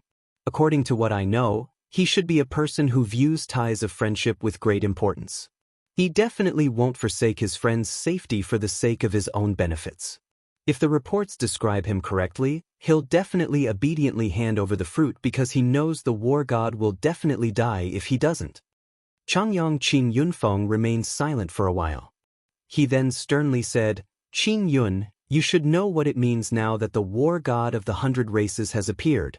Our Tianyuan continent no longer has a sovereign-like figure like in the ancient times. If we let the war god go for the saint's fruit, the Tianyuan continent will definitely face disaster in the future after he matures. Not to mention, we're using him to coerce Jianqin for the saint's fruit. In the future, he'll definitely take revenge against us first after he matures. Changyang Qin Yun sinisterly smiled with that. Yunfeng, you don't need to worry about that because the war god won't have the chance to become a sovereign-like figure. Changyang Qin Yunfeng stared blankly before understanding very quickly. He too evilly smiled. Are you saying that you'll leak the war god's identity as soon as you obtain the saint's fruit? Correct. The war god will definitely become a sovereign-like figure in the future. Even if I use the saint's fruit to break through to Saint Emperor, I won't be anywhere near his opponent. How can I let such a powerful opponent successfully grow? Changyang Qin Yun sneered. Then I don't have to worry, Changyang Qin Yunfeng smiled. At this moment, Changyang Qin Yun's expression changed. He heavily said, "Oh no, someone's attacking our Changyang clan." With that, he disappeared and reappeared at the entrance of the Divine Hall. At the same time, the heavy sound of a bell rang through the entire clan. It was the sound of the bell of grand clarity, but a chilling aura was present, as if it was a war drum. With the chime, the quiet clan immediately fell into a commotion. More and more people emerged from their residences or flew over from various mountain peaks on the floating piece of land. The bell of grand clarity had two different chimes. One was peaceful, used specifically to welcome valued guests, while the second one could shock the souls of people. It was filled with a chilling presence, and it was the alarm for battle. The 5 remaining great elders stood beside one another in front of the Divine Hall. They were all stern. Through the sensing mirror of the ancestral hall, I've discovered that there's someone casting an unknown formation against our clan. Everyone, follow me to face the opponent. Immediately open the world gate, Changyang Qin Yun angrily yelled. His face was sunken since he was furious. CSG now has a Patreon set up where you can read up to 35 chapters ahead.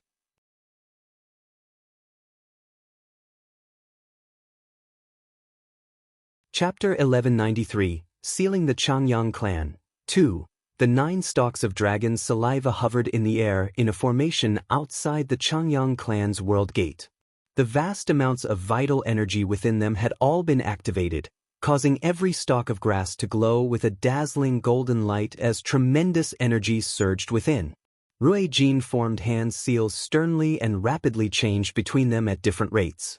He seemed to have established an extremely obscure and mysterious connection with the 9 grasses. Hong Lian, Jianqin, and Yu all stood sternly as they devoted all their attention to the space up ahead. The space the 3 of them were examining began to violently twist and then suddenly rippled open. 100-meter-tall space gate formed. This was the world gate of the Protector Changyang clan, the only passageway connecting it to the outside world. The world gate size could be changed accordingly, but 100 meters tall was its absolute limit. A landscape could be seen clearly through the world gate. It seemed rather similar to the outside world, but it was completely different. Beautiful mountains and clear rivers stood and flowed in there. The landscape was so beautiful that it could not be compared to the outside world, and the dense energy of the world was much different. It was several times more abundant compared to the outside world. Cultivation would definitely be much easier and be a more efficient process in there. A tremendous presence appeared from within the world gate with an unhidable fury. With Changyang Qin Yun as the leader, a total of several dozen experts stood within the world gate. Their presences fused together and surged out from inside like a primordial beast. Changyang Qin Yun glanced coldly at Jianqin and the others before returning to Jianqin. He growled, "Jianqin, speak your intentions." Jianqin, Hong Lian, and Yu looked at each other. As if they could read each other's minds, they charged into the world gate at the same time. Hong Lian ran at the front. Red flames flickered on her body, making her look like a goddess of flames. Before she had even approached the world gate, a large swathe of flames drifted from her and shot toward the group of people with lightning-like speed. The 5 great elders immediately beamed inside when they saw that Hong Lian and the others actually wanted to blindly charge into the miniature world. They all sneered in disdain. They knew Hong Lian's strength. She was a saint king at great perfection, and her original form was a scorching divine phoenix.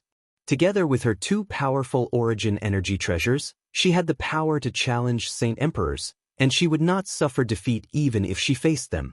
If it was any other place, the 5 great elders would not be able to do anything to her, but it was a whole different story if it was within the Protector clan.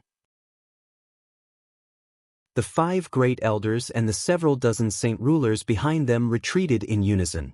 They did not stop Hong Lian, nor did they resist the sea of fire that drifted over. They just watched the terrifyingly hot fire enter the clan. The lips of the 5 great elders all curled into a deep smile, as if they were welcoming Hong Lian, Yu Yu, and Jian Chen's entry. Although a battle in the miniature world would result in mass destruction, they also possessed an absolute advantage in the miniature world. Hong Lian and Jian Chen charged into the miniature world one after another while the bright moon divine hall under Yu Yu's control shrank a little. She followed behind them. Close the world gate. Changyang Qing Yun used a communication technique to give a command to the saint rulers behind him. Immediately, a tremendous, surging energy leaked from their bodies, completely enshrouding them. The energy began to shrink rapidly in size, condensing a suit of armor around them very quickly. The 4 other great elders all condensed a suit of armor as well to increase their defenses. Afterward, Changyang Qing Yun and Changyang Yuan Wuji, who was only slightly weaker, faced off against Hong Lian while Changyang Qing Yunfeng and Changyang Qing Juri dealt with Jian Chen. Changyang Yuan Jinghua faced Yu Yu in the bright moon divine hall. Hong Lian and Jian Chen's battles were very intense. The surroundings were filled with flames and crisscrossed by sword qi.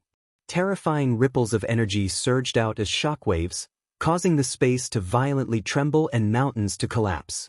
Even the floating piece of land in the distance shook, as if an earthquake had occurred. The commotion from Yu Yu's battle was far smaller on the other hand. Yu Yu stood at the entrance of the divine hall with the moon god scepter in her hands. A hazy layer of moonlight fell from the door sill and protected her. Her opponent, Changyang Yuan Zhenghua, knew that the fragile-looking girl right before him possessed unimaginable strength and that she could even heavily injure Changyang Qing Yun. As a result, he dared not to get too close and instead sent powerful strands of sword qi toward her from afar. However, the sword qi would shatter as soon as they came in contact with the moonlight in front of her. The sword qi could not even shake the thin-looking barrier. Yu Yu stood silently at the entrance as she looked in the direction of Jian Chen. She did not pay any attention to Changyang Yuan Zhenghua, who constantly tried to harm her using his sword qi. Changyang Yuan Zhenghua was pale while his face darkened more and more. He was a great elder of the Changyang clan and a powerful saint king, yet he was being ignored by a girl he could completely look down upon. At the same time, his sword qi could not harm her at all, which filled him with anger. He used everything he had, yet he could not do anything to her. The saint rulers who did not participate in the battle used a secret technique to close the world gate in attempt to trap them inside. The huge world gate slowly began to close, but the moment it started to close, the bright moon divine hall began to fly toward it. It lodged itself in the world gate, preventing it from closing. The saint rulers' expressions at the back all changed. The bright moon divine hall was extremely tough. Although the world gate possessed a very great power when closing, it could do nothing to the bright moon divine hall. At that moment, everything that could happen between the world gate and the divine hall happened. The world gate could not be closed and the bright moon divine hall could not be moved. Awaken the emperor armament, an older saint ruler instructed before leading a few saint rulers toward the forbidden grounds. Jian Chen and Hong Lian were embroiled in extremely tough battles between the 4 great elders. Every time they clashed, devastating power would be created, causing the entire miniature world to violently tremble. Pitch-black cracks appeared in space-time and time again, showing signs of collapsing. The figures of 18 divine halls appeared in the sky, holding the place firm and causing the space of the realm to rapidly stabilize. CSG now has a Patreon set up where you can read up to 35 chapters ahead.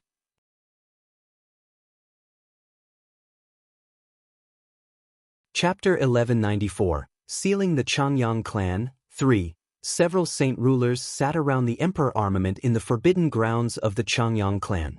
All of their eyes were closed, and they had formed hand seals, currently using a secret technique to awaken the Emperor armament. The battle in the distance became more and more intense as terrifying ripples of energy wreaked havoc in the realm as shockwaves, where even the forbidden grounds were slightly affected. However, the shockwaves were not enough to stop their determined minds.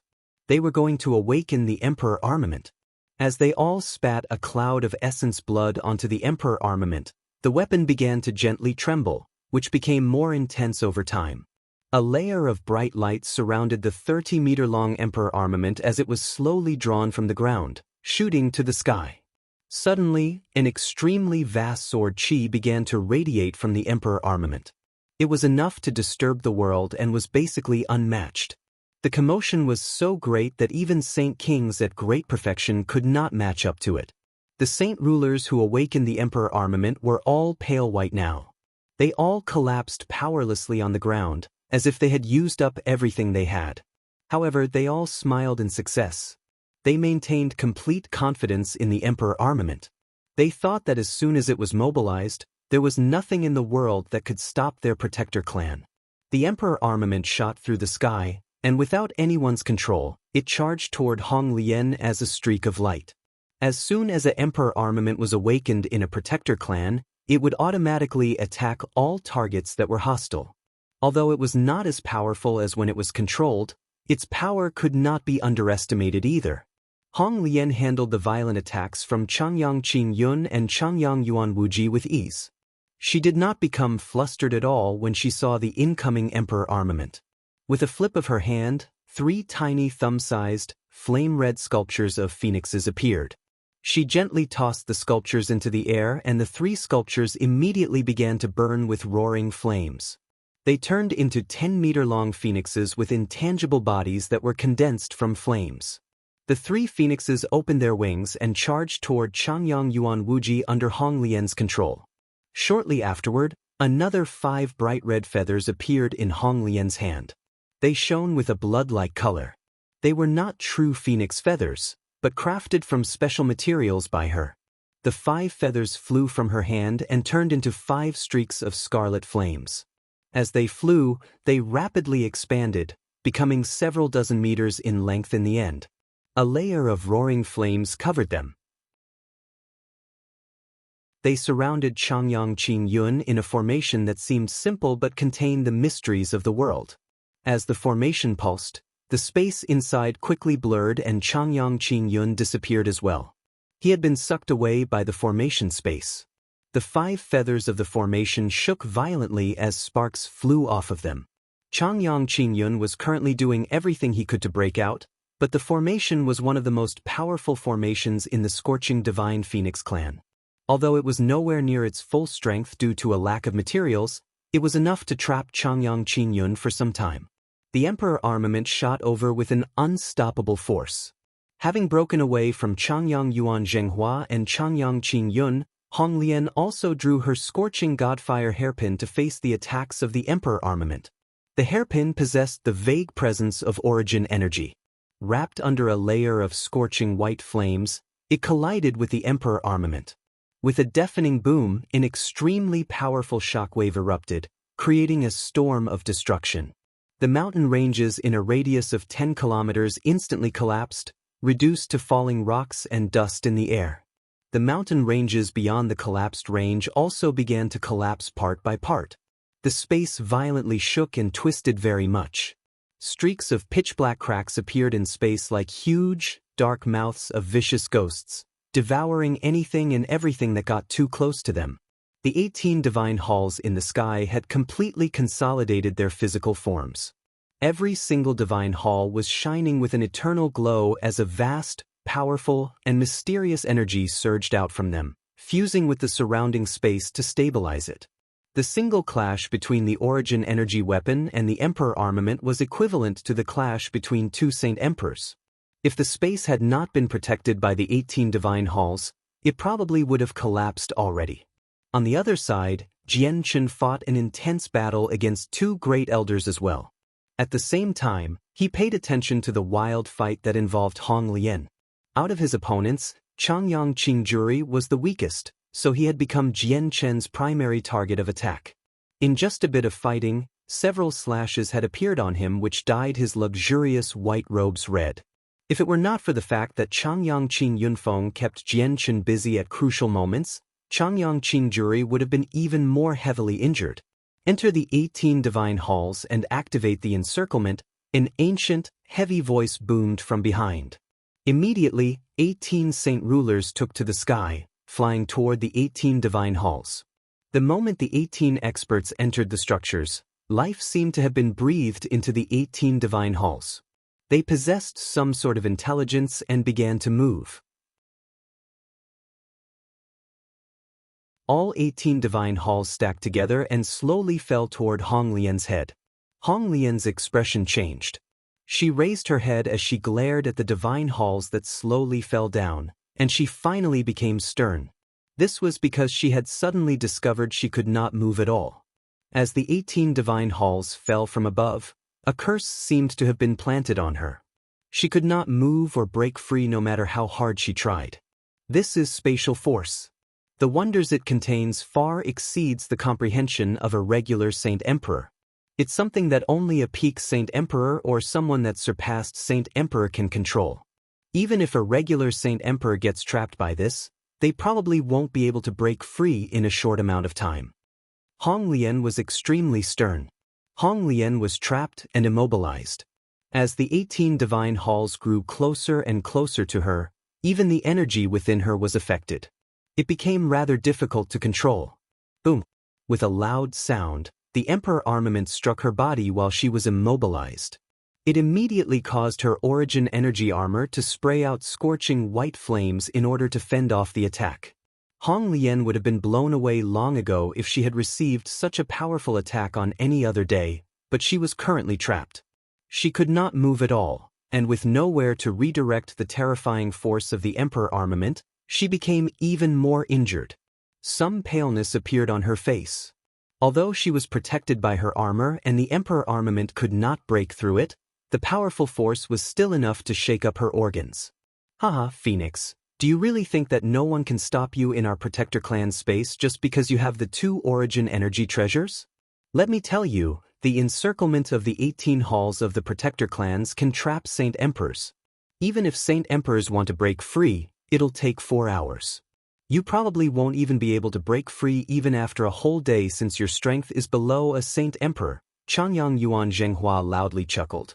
He could not help but cease his useless actions of attacking the Bright Moon Divine Hall. CSG now has a Patreon set up where you can read up to 35 chapters ahead. You're tuning in to the Passion Pages YouTube channel. We're so grateful for your support, and don't forget to subscribe to join us on this incredible journey through captivating stories. Your generosity through donations truly makes a world of difference, as it's the primary source of revenue that allows me to expand and enhance this channel for you. Thank you from the bottom of my heart for being a part of this adventure.